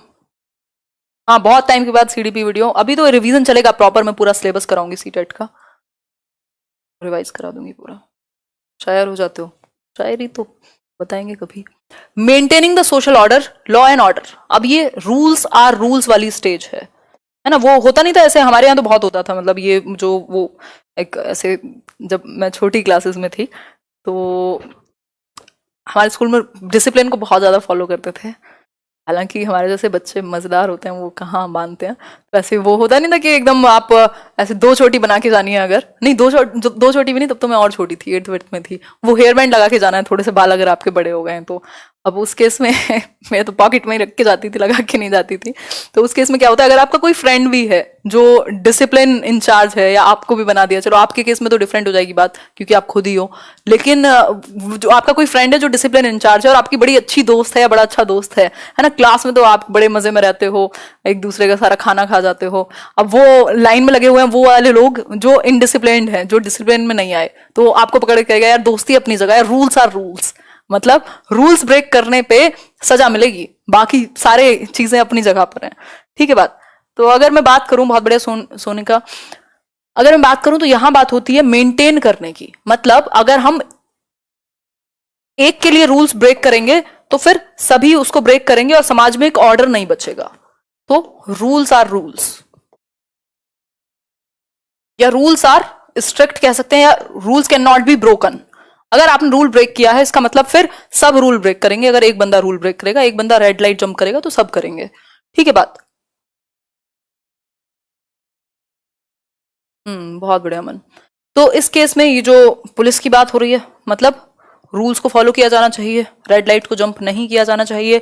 एक व्यक्ति रेड लाइट जंप करेगा, सब करेंगे। मतलब अगर एक भी व्यक्ति, क्योंकि रूल्स किस लिए हैं, समाज में एक सोशल ऑर्डर बना रहे, सारी चीजें ठीक से होती रहें। अदरवाइज सब अपने अपने मन से चलेंगे और कोई ऑर्डर नहीं बचेगा, और जब ऑर्डर नहीं बचेगा तो फिर तो पता नहीं क्या ही होगा। फिर है लेवल 3, पोस्ट कन्वेंशनल लेवल। अब ये परंपराओं से दूर चले गए आप, अब आपकी एक इंडिविजुअल मॉरलिटी, आप एक अलग ही लेवल पे हैं। ये हाईएस्ट लेवल है मॉरलिटी का, 2% लोग भी शायद पहुंच नहीं पाते इसके 6th स्टेज में। ठीक है बात। बिल्कुल फास्ट करो। अरे प्रिया खत्म होने वाला है, कोई दिक्कत नहीं है, सो जाना, रोज सोते ही हो। पॉइंट है सोशल कॉन्ट्रैक्ट। अगर बहुत ज्यादा फास्ट करने पे यही होता है, मुझे लग रहा है प्याजे मैंने काफी फास्ट पढ़ा दिया है, तो उस चक्कर में कई लोगों ने जो पहली बार पढ़ा होगा उनको दिक्कत हुई होगी। खैर, social contract and individual rights और यूनिवर्सल एथिकल प्रिंसिपल, ये 2 स्टेजेस हैं इस लेवल की। ठीक है, ये वाला लेवल सबसे हाईएस्ट है, मतलब कि सिर्फ 1-2% लोग ही पहुंच पाते हैं यहां तक, मुश्किल है। देखते हैं एक बार। 5वें को कहेंगे सामाजिक संविदा, और इसको कहेंगे सार्वभौमिक नैतिकता। देखो ये social contract and individual right के बारे में बात करेगा, वो सोशल लॉज की बात हो रही थी जो 4th स्टेज थी, तो उसमें बड़ी कंफ्यूजन हो जाती है कई लोगों को 4th और 5th में। 4th क्या है, maintaining the social order, law and order की स्टेज है कि आप नियम कायदे कानून बना के रखें समाज में ताकि एक ऑर्डर मेंटेन हो सके। लेकिन 5th स्टेज कहती है कि इंडिविजुअल के कुछ राइट्स भी है। मान लिया समाज का एक ऑर्डर हो, एक कॉन्ट्रैक्ट रहना चाहिए, लेकिन इंडिविजुअल के कुछ राइट्स भी हैं, और अगर उसको लगे कि मेरे जो राइट्स हैं वो उनका हनन हो रहा है, तो वो क्या करे, आवाज उठा सकता है, या रूल्स को बदला जा सकता है यदि वो भले में नहीं है या भले के लिए नहीं है तो। ठीक, जैसे वो वाला क्वेश्चन आपको याद होगा कि एक व्यक्ति है जो इनकम टैक्स नहीं देता, उस पर लीगल प्रोसीडिंग होने के बाद भी, तो वो किस लेवल पर है, यानी 3rd लेवल पर है, पोस्ट कन्वेंशनल पर, और स्टेज पूछ लेता तो 5th हो जाता। ठीक है बात। तो ये एक बेसिक सी बात है। पानी पी लें थोड़ा सा। ओके स्नेहा, चलिए देखिए, social contract and individual rights, सामाजिक अभिविन्यास कहेंगे, और इंडिविजुअल के कुछ राइट्स हैं। मतलब आप अगर समाज के लिए सामने भी आना पड़े, या आपको लड़ना भी पड़े, या आपको अपने लिए भी अगर आपको लग रहा है कोई रूल ठीक नहीं, तो एक इंडिविजुअल भी अपने राइट्स के लिए खड़ा हो सकता है। यहाँ रिश्वत नहीं लेनी या रिश्वत के अगेंस्ट खड़ा होना, बोलते हैं ना पूरे सिस्टम के खिलाफ एक व्यक्ति, उस तरीके से। ठीक, अपने रूल्स के लिए, बेसिकली इंडिविजुअल ज्यादा है, ये इंडिविजुअल है आपके इंडिविजुअल नीड्स को लेकर के। लेकिन यहां आपको लगता है कि मतलब मैं दुनिया की क्यों मानूं, मैं, मेरे अपने रूल्स हैं, मैं अपने तरीके से चलूंगा, ये सारी चीजें। या फिर आपको लगेगा कि अगर कोई प्रॉब्लम है, इमरजेंसी है, तो आप रेड लाइट जंप कर सकते हो, क्योंकि समाज के लिए है नियम, लेकिन इंडिविजुअल के कुछ राइट्स भी हैं, और एक्सेप्शन में ऐसा किया जा सकता है। ठीक, अगर हम बात करें 6th स्टेज की, तो ये है भयंकर लेवल, जो लास्ट लेवल है, यूनिवर्सल एथिकल प्रिंसिपल, सार्वभौमिक सिद्धांत कहेंगे। इसमें ऐसे लोग जो बहुत बड़ी पॉपुलेशन के लिए, बहुत बड़े वर्ग के लिए, लोगों के लिए खुद को भी या खुद की जान तक को भी दाव पे लगा सकते हैं। जैसे वो कारगिल वाला क्वेश्चन था ना, कारगिल में एक मेजर हैं जो उनको पता है कि उनकी जान को खतरा है, फिर भी वो लड़ते हैं, उस तरीके का एक क्वेश्चन आया हुआ है। तो वो क्या है, वो यूनिवर्सल एथिकल प्रिंसिपल है। यहाँ आप काइंड ऑफ हल्के फुल्के स्पिरिचुअलिटी से जुड़ सकते हैं, जो भी एक हाईएस्ट लेवल है, ये कह सकते हैं। और अगर मैं बात करूं यूनिवर्सल एथिकल प्रिंसिपल की, तो नेल्सन मंडेला, गांधी जी, भगत सिंह, कितने सारे लोग यहाँ आ जाएंगे कि अपनी जान की भी बाजी लग सकती है, बहुत सारे लोगों का अगर फायदा है। तो वो इंडिविजुअल के राइट की बात करता था, ये बहुत बड़ी पॉपुलेशन के भले के लिए अपनी जान तक की बाजी लगा सकते हैं, जो इनको लगता है कि ये रूल ऐसे होने चाहिए। ठीक है बात वंदना जी, थैंक यू। बिल्कुल सही बात है, बिल्कुल सही बात है अमिताभ। तो कुछ क्वेश्चंस कर लिए जाएं, इनके क्रिटिसिज्म को समझ लेते हैं, क्रिटिसिज्म को समझ लेते हैं। इतनी लंबी क्लास, हाँ कोई बात नहीं। तीन घंटे के सेशंस पड़े हुए हैं, ये तो फिर भी अभी मुझे थोड़ा बोलना ज्यादा पड़ता है, बहुत सारी चीजें फिर भी आपके सामने प्रेजेंट है। व्हाइट बोर्ड पे जब एक एक वर्ड लिखना था तब भी वो 3 घंटे के सेशंस अवेलेबल है ना। क्रिटिसिज्म यानी आलोचना। अगर मैं बात करूं, बहुत सभी व्यक्तियों के क्रिटिक्स अवेलेबल हैं दुनिया में, क्योंकि जब पॉजिटिव साइड होती है किसी चीज की तो नेगेटिव भी होती है, और कई लोग निकाल भी लेते हैं नहीं होती तो क्रिटिसिज्म की अगर हम बात करें तो इनके कुछ क्रिटिक्स हैं कोहलबर्ग के। वैसे इन्होंने सुसाइड कर लिया था, अब कोहलबर्ग दुनिया में नहीं है। अगर मैं बात करूं, 10 मिनट में खत्म कर देंगे मुश्किल से, मैक्सिमम बोल रही हूँ 10 minute. Not applicable in all cultures, ये सभी कल्चर्स में एप्लीकेबल नहीं है, क्योंकि ये जो एक्सपेरिमेंट था या ये जो इनका ये सैंपल था, ये यूएसए के बच्चे थे शिकागो के, उनके ऊपर लिया गया, तो ये सभी संस्कृतियों में ये बात नहीं मानी जाएगी। और ऐसा माना जाता है, ऐसा क्रिटिसाइज किया जाता है इनको, ऐसा इनकी आलोचना की जाती है इस बात पर कि आपने कैसे कह दिया कि सभी कल्चर में लोग इसी तरीके से रीजन करेंगे। इंडिया में बहुत सारे लोग समाज या परिवार या इमोशंस को लेकर के, मतलब सबकी संस्कृति में कुछ कुछ डिफरेंसेस हैं, तो ये नहीं कह सकते कि सारी संस्कृति के लोग सेम ही तरीके से डिसीजन लेंगे। ठीक है, कल्चर बायस भी हो गई है। फिर है हाइपोथेटिकल सिचुएशंस। सिचुएशंस कैसी हैं, ये हुआ तो ये होगा, यदि ये हुआ तो ये होगा। जैसे मैंने अभी पूछा था कि व्यक्ति है या एग्जाम है, जो कि बहुत इंपॉर्टेंट है, जिसके लिए आपने 2 साल मेहनत की है, आपका एक अफेयर चल रहा था, जिससे शादी तभी होगी जब वो एग्जाम क्लियर हो जाएगा और आप सेलेक्ट हो जाएंगे यूपीएससी में, या जो भी एक एग्जाम है। दूसरी तरफ एक व्यक्ति का, और वो लास्ट अटेम्प्ट है आपका मान लीजिए, या सेकेंड लास्ट भी है, और दूसरी तरफ एक व्यक्ति है जिसका एक्सीडेंट हुआ है, जान बच सकती है यदि आप लेके जाएं। अब यहां कह देना कि हम व्यक्ति को बचा लेंगे, अभी किसी ने लिखा था, लंका लग जाएगी, मतलब आपको डिसीजन लेने में आप डिलेमा में हैं, बहुत भयंकर। और ऐसी कितनी सिचुएशन क्रिएट की जा सकती है, वो तो मैंने एग्जांपल्स आसान ले लिए थे कि आप फंसे होंगे कि ये करूं या ये करूं। तो इस केस में क्या होगा, आपने हाइपोथेटिकली हो सकता है कह दिया हो कि मैं तो ये वाला ऑप्शन चूज कर लूंगा, मतलब मैं तो व्यक्ति की जान बचा लूंगा, लेकिन उस सिचुएशन में आप सेल्फिश बन के निकल के, आपको लगा यार ठीक है, पता नहीं कितने लोग मरते हैं दुनिया में, यहाँ 6 साल का 6 साल का रिलेशनशिप चला जाएगा जॉब नहीं मिली तो, ठीक है, तो वो खतरनाक है। ठीक है, बिल्कुल आधी दुनिया की कहानी है। कैरल ग्लेगन ने क्रिटिसाइज किया है बायस्ड सैंपल्स पर, कि सिर्फ मेल सैंपल्स को आपने क्यों लिया, और जो फीमेल्स की मोरालिटी है उनका जो रीजन है वो डिफरेंट होता है, वो इमोशनली भी सोचती हैं ज्यादा और मेल्स के कंपैरिजन में। हाँ, क्लियर हो गई बात। मजहर कर देंगे कल से 9 बजे, ठीक है बात।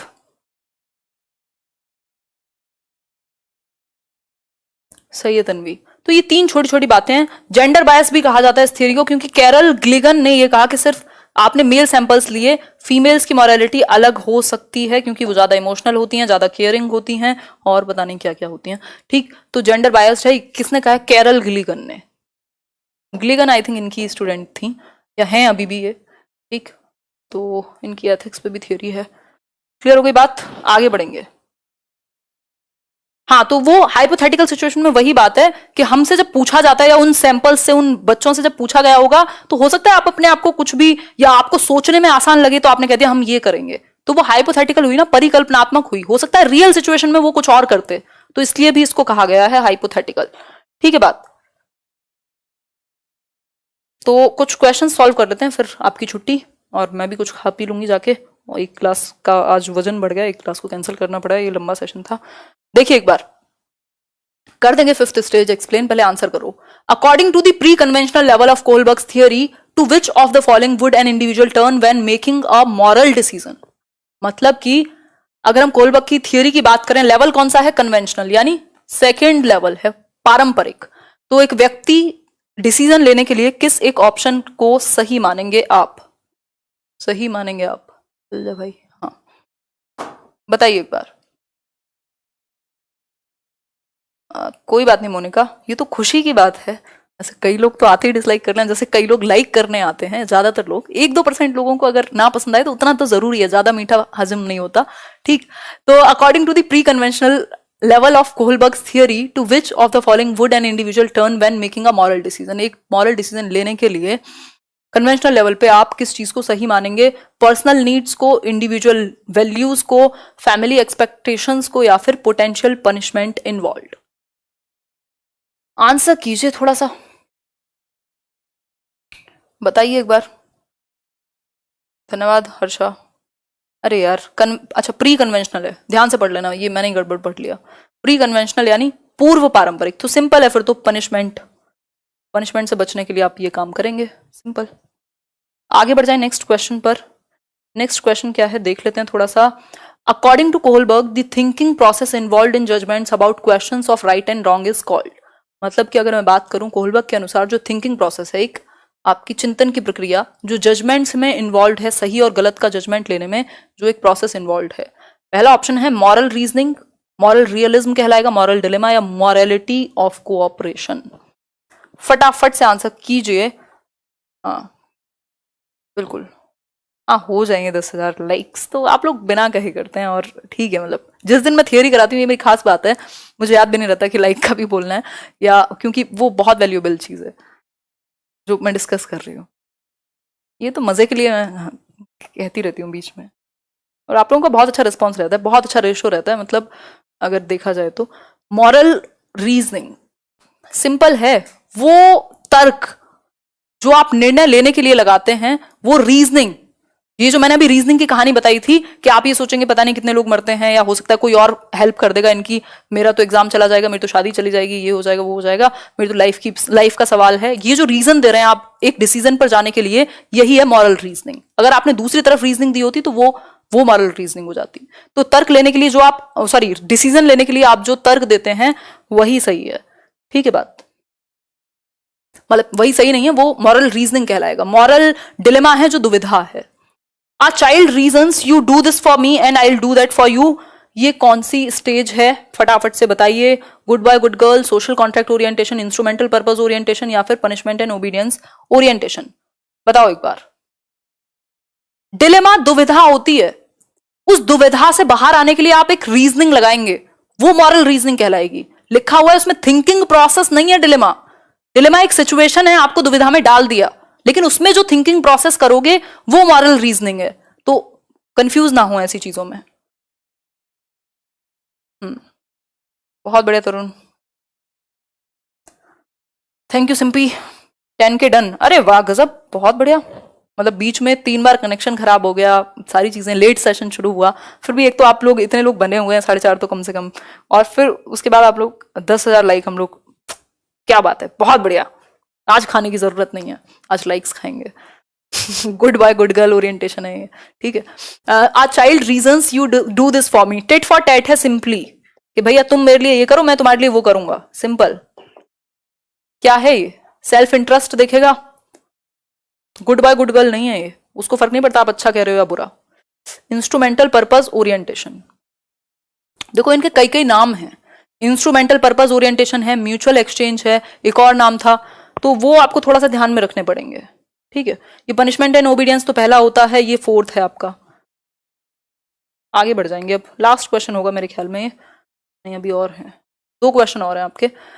जोन ऑफ प्रॉक्सिमल डेवलपमेंट, ये वाइगोस्की का है। जोन ऑफ प्रॉक्सिमल डेवलपमेंट पे आंसर करके जाओ, इसमें बहुत कंफ्यूजन होती है, फटाफट से आंसर कीजिए। Zone of proximal development in Vygotsky's theory is tasks too difficult for children but can be achieved through adult support themselves, teachers interference hamper learning, development is a proximal zone of growth, learning takes place in formal settings only। बताइए एक बार, answer कीजिएगा। नहीं अंजलि आज नहीं लूंगी, वो class 10:30 से थी, ऑलरेडी उससे 1 घंटा आगे जा चुके हैं हम, वो कल ले लूंगी, कैंसिल किया है। वही मैं बोल रही थी, मैं जहां होती हूँ मैं वहीं होती हूँ, और लेट्स लर्न की बात हो तो ऑब्वियसली फिर ज्यादा इन्वॉल्वमेंट हो ही जाती है ऑटोमेटिकली। धन्यवाद राजवीर, आंसर कीजिए। इट्स जॉन, ओके जॉन, नाम तो आपको जॉन नहीं होगा, हमने तो नहीं देखा इंडिया में माँ बाप जॉन नाम रखते हो तो। आंसर कीजिए, A option, tasks too difficult for children but can be achieved through adult support. बहुत ही सुंदर जवाब, ठीक। क्या इसको 2 तरीके से परिभाषित किया जा सकता है, ये डिफरेंस है किसके बीच का, जो आप खुद कर सकते हैं और जो आप किसी की मदद से कर सकते हैं उसके बीच का, ठीक। इसके अलावा अगर मैं बात करूं जोन ऑफ प्रॉक्सिमल डेवलपमेंट की, तो हम कह सकते हैं वो चीजें, वो टास्क जो आपके खुद के करने के लिए डिफिकल्ट हैं, ये थियरीज आपको खुद समझने में प्रॉब्लम हो रही थी, बट आपको थोड़ा सा सपोर्ट मिला, अगर हमने ये डिस्कशन किया 105 मिनट का, तो हो सकता है, ऐसी मैं उम्मीद कर रही हूँ कि आपको चीजें क्लियर हुई होंगी, एटलीस्ट कुछ हद तक क्लैरिटी आई होगी। फिर वीडियो देखना फिर से तो आ जाएगी, थोड़ा सा पढ़ोगे फिर से थियरी और क्वेश्चन सॉल्व करोगे तो आ जाएगी क्लियर। ठीक, तो ऐसे टास्क जो बहुत ज्यादा डिफिकल्ट हैं खुद के लिए अचीव करना, बट अडल्ट सपोर्ट या आपसे जो ज्यादा जानने वाला व्यक्ति है उसकी सपोर्ट से अचीव किए जा सकते हैं, उसको आप जोन ऑफ प्रॉक्सिमल डेवलपमेंट कहेंगे। द फैक्ट, ऐसा कुछ नहीं है, फॉर्मल सेटिंग की बात नहीं करते, वाइगोस्की कहते हैं आप जिंदगी से सीख सकते हो। The fact that children require culturally relevant knowledge and skills is attributed to, जो बच्चे हैं उनको कल्चरली रेलिवेंट नॉलेज और स्किल्स की जरूरत है, ऐसा कौन मानेगा? कल्चर की बात हो रही है, वर्ड्स को पकड़िए, सोसाइटी, कल्चर, आंसर कीजिए। धन्यवाद पूनम जी, मुझे तो पहले से है ही, अच्छी बात है ये तो, शिखा। ओ गॉड। दोनों संज्ञानात्मक विकास की बात करते हैं, श्लोक, दोनों संज्ञानात्मक विकास की बात करते हैं। सीटेट तो अभी बहुत सारे काम बाकी है, अभी तो मैंने शुरू भी नहीं किया रिवीजन। कल करेंगे, इंग्लिश पेडागोजी खत्म कर देंगे 2-3 दिन में, मैं टॉपिक्स करा दूंगी।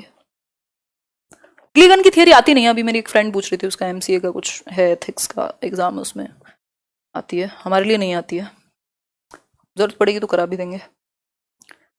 लास्ट क्वेश्चन है ये, सिंपल है, लेव वाइगोस्की, सिंपल है, लेव वाइगोस्की। समाज और संस्कृति से मनुष्य सीखता है अंतःक्रिया इंटरैक्ट करके, ये कहेंगे लेव वाइगोस्की। प्याजे इस बात से बिल्कुल सहमत नहीं होंगे, थोड़े बहुत ही सहमत होंगे, हुए तो। स्किनर और पैवलव तो अपना बिहेवियरिस्ट है, उनको फर्क नहीं पड़ता। तो ये एक बेसिक सी बात हुई। वीडियो पसंद आया हो तो आप लाइक, शेयर और सब्सक्राइब कर सकते हैं चैनल को, जो कि है लेट्स लर्न ना। और ये पीडीएफ मैं शेयर कर दूंगी, टेलीग्राम चैनल पर सर्च कर लेना, let's learn squad. Let's learn squad search करोगे तब जाके चैनल आएगा लेट्स लर्न के नाम से, ठीक है। चैनल का नाम लेट्स लर्न स्क्वाड नहीं है, वो फेक है, अगर किसी ने बनाया है तो 1,13,000 के आसपास लोग हम लोग जुड़े हुए हैं, तो वो स्ट्रेंथ देख के जो ओरिजिनल चैनल है उसी को सब्सक्राइब कीजिएगा। फ्री है ऑब्वियसली सब कुछ, टेलीग्राम पर और जैसे यूट्यूब पर है। तो उस केस में पीडीएफ वहाँ बहुत सारी शेयर की हुई है, आगे भी कर दूंगी, और शायद एक हफ्ते में ऐप का भी हो जाए। इसके अलावा अगर आप इंस्टाग्राम, फेसबुक पर जुड़े हुए हैं और आपकी इच्छा है तो वहाँ भी आप जुड़ सकते हैं। यहीं हम अपनी कहानी को समाप्त करेंगे, और अपनी कहानी को नहीं, आज की कहानी को, इस टॉपिक को, अभी अपनी कहानी समाप्त होने में समय है थोड़ा। खैर, अब कोई कंफ्यूजन रह गई हो तो वो बता दो, और आप सभी का धन्यवाद। लाइक शेयर, लाइक कीजिए ना कीजिए, शेयर कीजिए उन लोगों के साथ जो आपके दोस्त हैं, जिनको कुछ इंटरेस्ट है पढ़ने में, सीखने में, है ना। हाँ, चलिए, अभी तो बहुत सारी क्लासेस आनी बाकी हैं। सुपर क्लास, धन्यवाद। बहुत थक गए होंगे, नहीं ठीक है भाग्यश्री जी, आजकल मैं थोड़ी थकी हुई रहती हूँ, है ना, थोड़ा ढीला चल रहा है मामला, बट ठीक है, हो जाएगा। हाँ, डिनर बिल्कुल लिया जाएगा। ईवीएस वीडियोस हाँ मोर देन सफिशिएंट है, अगर नॉर्मल पेपर आता है तो। अनअकैडमी पर क्लास है कितना? नहीं नहीं अंजलि अभी नहीं है, वो तो 10:30 थी, उसको अभी डिले कर दिया, कल रीस्केड्यूल कर दिया, कल लूंगी। 5 मास्टर क्लास कैसे मिलेंगी? मैं लिंक शेयर कर दूंगी, मैंने किया हुआ है टेलीग्राम पर, एक बार देखो। और हिंदी पेडागोजी तो उसमें बहुत अच्छे से डिस्कस किया था, 1 घंटे में ही फ्री है वो सभी के लिए, जाके उसको देखो, 1 घंटे का सेशन, अच्छा सेशन है। बाकी यहाँ भी मैं कराऊंगी रिवाइज, बट होता है ना किसी किसी दिन आप बहुत ज्यादा जोन में होते हो, तो वो इसलिए देख लेना उसको, ठीक है। थैंक यू परमानंद जी। चलिए टड़ा बाय बाय। कोई बात हो तो आप कमेंट करके बता सकते हैं आपको कैसा सेशन लगा, कहाँ कंफ्यूजन रही, तो मैं कोशिश करूंगी एक वीडियो में वो कंफ्यूजन भी क्लियर कर दूं, ठीक है। Take care, bye bye.